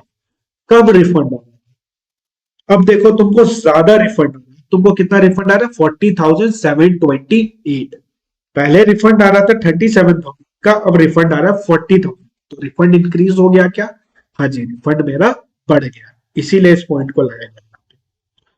This change is done to take into account utilization of ITC on account of input as well as input services for payment of output tax on inverted rate supply in the same ratio in which ITC has been availed। जिस ratio में avail की उसी ratio में देने की, और कोई fund नहीं। सर नहीं समझ में, छोड़ दो, कोई जरूरत नहीं है रीजन समझने का, फॉर्मूला समझ में आ गया ना, सफिशिएंट है। अब एक बात मेरे को बता, मान लो हुआ ये कि हमने जब परचेज किया था उस गुड्स को तो 5% का रेट, 18% का रेट, ठीक है। जब हम सेल करने गए तो टाइम ऑफ सप्लाई में याद है CRT, change in effective rate of tax, अब उसकी वजह से रेट चेंज होके हो गया 5%। तो क्या बताओ, और जब सेल करने का यानी आउटपुट टैक्स हो गया 5%, इनपुट था 18% का, तो क्या इसको भी आईटीएस बोलेंगे? लॉजिकली सोचो, दिमाग से सोचो, पढ़ाई भूल जाओ, तुम्हारा कॉमन सेंस क्या बोल। Very good. तो इस सिनेरियो में मेरा कॉमन सेंस ये बोलता है कि ये आईटीएस नहीं, तो ये आईटीएस नहीं बनेगा। क्यों नहीं बनेगा? बिकॉज सेम टाइम पे तो नहीं है ना, जब हमने परचेज किया था अगर उसी दिन उसका आउटपुट का टैक्स 5% होता और परचेज का 18% होता तब वो आईटीएस बनता, बट वो बाद में चेंज हो गया उसकी वजह से हो रहा है तो नहीं। बट इसमें एक एक्सेप्शन है, एक्सेप्शन ये है कि मान लो कोई गवर्नमेंट का नोटिफिकेशन आया उसकी वजह से अगर रिड्यूस हुआ है, नोटिफिकेशन नहीं बोलेंगे, कंसेशनल रेट बोलते, कंसेशनल रेट की वजह से कम हो रहा है तो फिर अलाउड है। It may be noted that refund of accumulated ITC is available where credit has accumulated on account of rate of tax of input being higher than the rate of tax of output supply. The input and outward supply is same in such case, different rate at different point of time.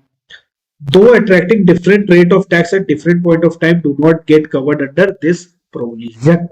यानी CRT वाले का बात करते हैं, ठीक है। However, where though input of goods and services are same but output supplies are made under concessional notification due to which the rate of output tax is less than the rate of input tax, तो उस scenario में आपको ITS मिल जाएगा। तो यही लिखा है, casual reading कर लेना, समझ जाओगे जो मैंने बोला वही पॉइंट यहाँ पे कवर है। दूसरे अमेंडमेंट की तरफ चलते हैं। कोई भी परचेजेस जो यूएन बॉडी, फॉरेन डिप्लोमेट और कैंटीन स्टोर डिपार्टमेंट करता है उसको उनका रिफंड मिलता है। रिफंड की टाइम लिमिट में चेंज हुआ है, within 2 years from the last date of quarter. आपको अप्लाई कब तक कर लेना है रिफंड के लिए? 2 years के अंदर from the last date of 2 years के अंदर from the last date of quarter apply कर देगा। कौन अप्लाई करेगा? यूएन बॉडी, फॉरेन डिप्लोमेट और कैंटीन स्टोर डिपार्टमेंट। ये वही सेम पॉइंट है कंसेशनल नोटिफिकेशन वाला। ये जो क्लैरिफिकेशन है इसको एक कैजुअल रीडिंग कर लेना, not that important exam perspective से। ओके दोस्तों, तो अब हम आ गए लास्ट चैप्टर की तरफ, चैप्टर नंबर 9। यहाँ पे अपना पूरा अमेंडमेंट खत्म हो जाएगा। वीडियो पसंद आएगा तो वीडियो को लाइक करना भूलना मत, और कमेंट करके भी बताना कैसी लगी वीडियो। और आईडीटी का रिवीजन सीरीज भी आएगा और डीटी का भी रिवीजन सीरीज आएगा, तो चैनल के साथ बने रहना। और एमसीक्यू सीरीज भी आएगी और चैप्टर वाइज एमसीक्यू भी बाइफरकेट कर रहा हूँ, जो कि अपने टेलीग्राम चैनल पे अपलोड कर देंगे @चार्टर्ड एस्पिरेंट्स, तो वहां आके जरूर से ज्वाइन कर लेना। और ये वाला जो पीडीएफ है वो भी डिस्क्रिप्शन में दे दूंगा और एलएमएस भी दे दूंगा, डोंट वरी। आते हैं chapter number 9, exemption transport service. आपको याद है ना, एयर ट्रांसपोर्ट सर्विस के केस में हमने क्या पढ़ा था? अगर अपना प्लेन उड़ता है अरुणाचल प्रदेश, असम, मणिपुर, मेघालय, मिजोरम, नागालैंड, सिक्किम, त्रिपुरा और बागडोरा से, तो एग्जाम था, या तो उड़ता है या तो टर्मिनेट होता है, और बाकी सब केस में टैक्सेबल था। अब यहाँ पे एक वर्ड ऐड हो गया, इकोनॉमी क्लास, यानी अगर एयर से उड़ रहा है और वो इकोनॉमी क्लास की टिकट है तो ही एग्जाम्पशन अवेलेबल है, अदरवाइज एग्जाम्पशन अवेलेबल नहीं है। इकोनॉमी क्लास की टिकट है तो ही एग्जाम्पशन अवेलेबल है, अदरवाइज एग्जाम्पशन नहीं है। बिजनेस क्लास के लिए है क्या? अरुणाचल प्रदेश से बिजनेस क्लास वाला उड़ रहा है, एग्जाम्पशन नहीं। अरुणाचल प्रदेश से इकोनॉमी क्लास वाला उड़, एग्जाम्पशन अवेलेबल? हाँ जी, हम इकोनॉमी क्लास वाले तो हम लोग के लिए एग्जाम्पशन अवेलेबल है। अच्छा सर आप इकोनॉमी क्लास वाले थोड़ी है, अभी मेरी फीस उतनी है, ठीक है। Clarification regarding applicability of GST on ticket of private ferry used for passenger transport. It is clarified that this exemption would be available to ticket purchase for transportation from one point to another, irrespective whether the ferry is owned or operated by private sector enterprise or PSU. Simple से बात करता है, अंडमान निकोबार जाने के लिए अपने को फेरी लगता है, तो उस फेरी का जो भी टिकट प्राइस है दैट इज एक्सेप्ट, उस पर कोई भी जीएसटी नहीं लगता है। ये बेसिकली मैंने अंडमान एंड निकोबार के लिए ही लाया। आपको याद है, एक था कि अगर आप रेलवे इक्विपमेंट ट्रांसपोर्ट करते हो रेलवे से या वेसल से तो एग्जाम्पशन अवेलेबल था, अब ये एग्जाम्पशन विड्रॉ हो चुका है। फिर हेल्थ केयर सर्विस में कॉर्ड ब्लड बैंक में जो प्रिजर्वेशन ऑफ स्टेम सेल वाली सर्विस थी वो भी विड्रॉ हो गई है, और ट्रीटमेंट ऑफ बायोमेडिकल वेस्ट वाली जो एग्जाम्पशन अवेलेबल थी वो भी विड्रॉ हो गई है। एक नया पॉइंट एड ऑन हुआ है कि हेल्थ केयर सर्विस में तो जो एग्जाम्पशन अवेलेबल है वो तो है ही। अब एक बंदा जब बीमार होता है तो कैंटीन का खाना भी खाता है और वो हॉस्पिटल में रहता है, तो हॉस्पिटल का रेंट लगता है हेल्थ केयर सर्विस में, तो वो क्या होता है? That is the part of composite supply. और अगर हेल्थ केयर सर्विस एग्जेप्ट है तो वो भी एग्जेप्ट होता था। बट यहाँ पे हुआ क्या कि लोग रहने लगे महंगे महंगे रूम्स में, ठीक है, बहुत अलीशान रूम होते हैं हॉस्पिटल में, बहुत सारे बड़े बड़े, तो उसमें रहने लगे, उनको एग्जेम्पशन मिलने लगा। तो गवर्नमेंट का तो ये इंटेंशन था ही नहीं, तो गवर्नमेंट ने सिंपल से पॉइंट ऐड किया कि रूम वाला भी एग्जेप्ट होगा, रेंट भी एग्जेप्ट है, प्रोवाइडेड वो 5,000 रुपए तक है। तो अगर वो 5,000 रुपए पर डे एक्सीड करेगा तो फिर वो एग्जेप्ट नहीं। इसमें भी एक्सेप्शन डाल दिया आईसीयू वगैरह को, कि अगर आईसीयू का मान लो 10,000 है तो भी एग्जेप्शन, बिकॉज समझ ही सकते हो, मुझे बोलने की नीड नहीं है। Provided that nothing in this entry shall apply to service provided by clinical establishment by way of providing having room charges exceeding 5,000 per day to a person receiving health care service. अगर 5,000 तक है तो exemption available है, provided health care service भी accept हो, और अगर 5,000 से ज्यादा है तो फिर एग्जेम्पशन अवेलेबल नहीं है। बट ये किसको एप्लीकेबल नहीं है? आईसीयू को एप्लीकेबल नहीं है, सीसीयू को एप्लीकेबल नहीं है, आईसीसीयू के लिए नहीं है, एनआईसीयू के लिए एप्लीकेबल नहीं है। 5,000 की लिमिट, उसमें कितने रुपए भी लगे आपको ऑलवेज एग्जेम्पशन अवेलेबल होगा। ओके, चलो अब आगे बढ़ते हैं। Agriculture gate service, service by way of fumigation in warehouse or agriculture produce, ये हट चुका है। Service by way of storage or warehouse of cereal, pulse, fruit अभी भी है। नट्स हट गया। एंड वेजिटेबल अभी भी है। Spice, copra, sugar cane, jaggery, raw vegetable fibres such as cotton, flax, jute, indigo, unmanufactured tobacco, betel leaves, tendu leaves, tea वगैरह, तो ये यहां से यहां कट चुका है, इस पे एग्जेम्पशन अवेलेबल नहीं है। स्लॉटरिंग ऑफ एनिमल पे भी हट चुका है। नया पॉइंट ऐड हुआ है, टूर ऑपरेटर। टूर ऑपरेटर क्या होता है? एक टूर ऑपरेटर जो इंडिया में भी सर्विस दे रहा है और आउटसाइड इंडिया भी सर्विस दे रहा है। जो इंडिया में सर्विस दे रहा है वो टैक्सेबल है, और जो आउटवर्ड बाहर दे रहा है आउटसाइड इंडिया वो एग्जेप्ट होती है। कैसे क्या होता है, स्ट्रेट अवे क्वेश्चन के जरिए आपको समझा, ठीक है। अब एक टूर ऑपरेटर है, वो 3 days in India and 2 days in Nepal की सर्विस, कंसिडरेशन चार्ज करता है 1 लाख रुपए, कि आओ भाई आओ, आओ भाई आओ, 1 लाख रुपए में 3 दिन इंडिया 2 दिन नेपाल घूम के जाओ, 3 दिन इंडिया 2 दिन नेपाल घूम के जाओ, ठीक है। फर्स्ट थिंग, सर्विस कौन दे रहा है? टूर ऑपरेटर दे रहा है। टूर ऑपरेटर की सर्विस दे रहा है, किसको दे रहा है? फॉरेन टूरिस्ट को दे रहा है, तो ही ये एग्जाम्पशन लगेगा, अदरवाइज ये एग्जाम्पशन नहीं लगेगा, ठीक है। तो ये एग्जाम्पशन लगेगा, अदरवाइज ये एग्जाम्पशन नहीं लगेगा। क्या बोला मैंने? एक टूर ऑपरेटर है, टूर ऑपरेटर की सर्विस दे रहा है, किसको दे रहा है? फॉरेन टूरिस्ट को दे रहा है, कि आओ भाई आओ, आओ भाई आओ, मिस्टर जॉन इंडिया वो नेपाल वो मैं तुमको देता हूँ सर, 1 लाख रुपया पे करो, 3 दिन रुको इंडिया में, 2 दिन रुको नेपाल में। अब क्या होगा? एग्जेम्पशन कितना मिलेगा? जितना दिन इंडिया के बाहर, तो इंडिया के बाहर कितना दिन रहा? 2 दिन, तो 1 लाख में 2 दिन डिवाइडेड बाई 5 यानी 40,000। मैक्सिमम लिमिट है 50,000 की, विच एवर इज लेस, तो 40,000 या 50,000 विच एवर इज लेस, तो द लेस कितना बनता है अपना? 40,000 रुपए। तो एग्जाम्पशन कितना मिलेगा? 40। टोटल कंसिडरेशन कितना था? 1 लाख रुपए का, तो 1 लाख रुपया माइनस 40,000 यानी 60,000 होगा टैक्सेबल। तो एक फॉरेन टूर ऑपरेटर है, फॉरेन टूरिस्ट को सर्विस दे रहा है, एग्जाम्पशन मिल जाएगा अगर इंडिया और इंडिया के बाहर रह रहा है, तो जितना दिन इंडिया के बाहर रह रहा है उतना का एग्जाम्पशन मिलेगा, मैक्सिमम 50। चलो ये क्वेश्चन का आंसर अब तुम करोगे, देखना मत, खुद से करना। 2 दिन इंडिया 3 दिन नेपाल में 1 लाख, कितना मिलेगा? वेरी गुड, एग्जाम्पशन मिलेगा सर। सर एग्जाम्पशन मिलेगा अपने को 1 lakh into 3 divide by 5, 60,000 rupees होगा। 1 लाख इंटू 3 डिवाइड बाई 5, 60,000, 60,000 और 50,000 विच एवर इज लोअर, तो लोअर इज 50,000, तो 50,000 की एग्जाम्पशन मिलेगी, रिमेनिंग 50,000 टैक्सेबल हो जाएगा। सिमिलरली ये वाला भी है, 2.5 दिन इंडिया में 3 दिन नेपाल में, कंसिडरेशन 1 लाख रुपए, तो 3.5 डिवाइड बाई 5 इतना या इतना विच एवर इज लोअर, तो क्या लोअर है? 50,000 लोअर है, और रिमेनिंग जो 50,000 है वो हो जाएगा टैक्सेबल।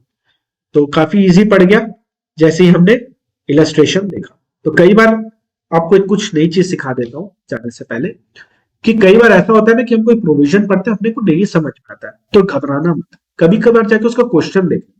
क्वेश्चन इतने सिंपल होते हैं उसके कि वो क्वेश्चन पढ़ते ही तुमको समझ में आ जाएगा कि वो प्रोविजन कितना सिंपल है, ठीक है। तो कई बार प्रोविजन से नहीं समझता है चीजें, तो अपने क्वेश्चन जाके देखना पड़ता है, क्वेश्चन या इलस्ट्रेशन के थ्रू अपने उसको समझ सकते हैं। तो एक टूर ऑपरेटर है, टूर ऑपरेटर की सर्विस दे रहा है, फॉरेन टूरिस्ट को एग्जेम्पशन मिलेगा, कितना मिलेगा? जितना भी दिन इंडिया के बाहर था, और 50,000 which ever is low, remaining amount will be taxable.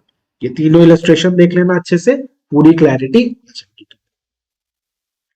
Renting of service तुमको याद है कि होटल इन गेस्ट हाउस वगैरह वाले केस में अगर 1,000 पर डे तक होता था तो अपने क्या बोलते थे? एग्जेम्पशन मिलता था, बट अब ये एग्जेम्पशन हो गया विड्रॉ। यानी अगर आप होटल में जाते हो और अगर 900 रुपए भी उसका रूम रेंट है तो भी आपको जीएसटी पे करना पड़ेगा, 100 रुपए भी है तो भी आपको जीएसटी पे करना पड़ेगा। ये वाला पॉइंट यहां से हट चुका है, ये एग्जेम्पशन हो चुका है withdraw. But residential property unregistered person वाला ये अभी भी कंटिन्यू है, और आरसीएम में भी एक अमेंडमेंट आया था, तो दोनों को मर्ज करके हमने क्या पढ़ा था कि अगर रेसिडेंशियल प्रॉपर्टी एक रजिस्टर्ड पर्सन को देते हो तो जीएसटी लगेगा आरसीएम में, और अनरजिस्टर्ड को दोगे तो जीएसटी एग्जेम्प्ट हो जाता है। तो हमने दोनों पॉइंट को पढ़ लिया था। फिर क्या, it is clarified that renting of truck or other freight vehicle with driver for a period of time is a service of renting of transport of vehicle is not eligible for exemption. Additional toll fees collected for non-FASTag vehicle would be given same treatment as toll charges. Thus the same is also not taxable. यानी कई बार क्या होता है, अगर fast tag लगा होता है तो फटाफट आप निकल जाते हो टोल से, अगर फास्ट टैग नहीं होता तो आपसे वो एडिशनल फीस लेते हैं। तो जो एडिशनल फीस आपसे ले रहे हैं उसमें भी कोई जीएसटी नहीं आएगा। कोई भी ट्रेनिंग या कोचिंग अपने दे रहे रिक्रिएशनल एक्टिविटी का that is relating to art और कल्चरल बाय इंडिविजुअल किसी भी पर्सन को, तो वो होता है एक्सेप्ट। कोई भी सर्विस जो डिपार्टमेंट ऑफ पोस्ट देती है by post card, inland letter, book post, ordinary post, जिसका वेट 10 ग्राम्स तक है, तो एग्जेम्पशन अवेलेबल है।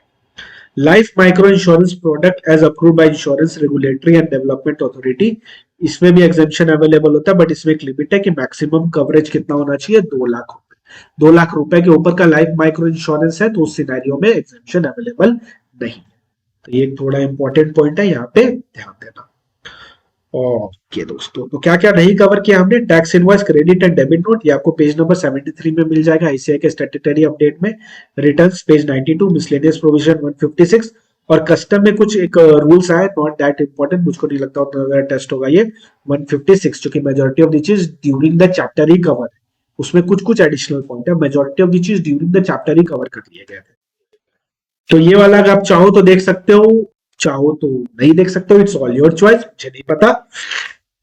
सो दोस्तों, यहाँ पे खत्म होता है अपना पूरा एग्जामेशन। आशा करता हूं आपको बहुत ज्यादा मजा आया होगा एग्जामेशन करने में, और अच्छे से आपको पूरी क्लैरिटी आ गई होगी। इन केस आपको कुछ नहीं समझ में आया तो बिल्कुल भी घबराने की जरूरत नहीं है। इन केस आपको अगर कुछ भी नहीं समझ में आया तो बिल्कुल भी घबराने की जरूरत नहीं है। यह हूं मैं हूं आपके साथ, डोंट वरी। हम लोग रिवीजन कंडक्ट करेंगे, उस रिवीजन वीडियो के दौरान आपको काफी अच्छे से चीजें समझ में आ जाएंगी। और अगर तब भी नहीं आती है तो एक काम करना, क्लासेस परचेज कर लो, DTI-IDT की फास्ट ट्रैक बैच अवेलेबल है 4000 रुपीज में, 60 आवर्स ईच में आपका पूरा कवर है, 4000 में both DT and IDT। Okay, so thank you very much for joining in for this video. Channel subscribe कर देना, वीडियो को लाइक कर देना, और कमेंट करके बताना कैसा लगा कमेंट, और ये नया बैकग्राउंड कैसा लग रहा है ये भी बताना। ओके, चलो बाय बाय, टेक केयर।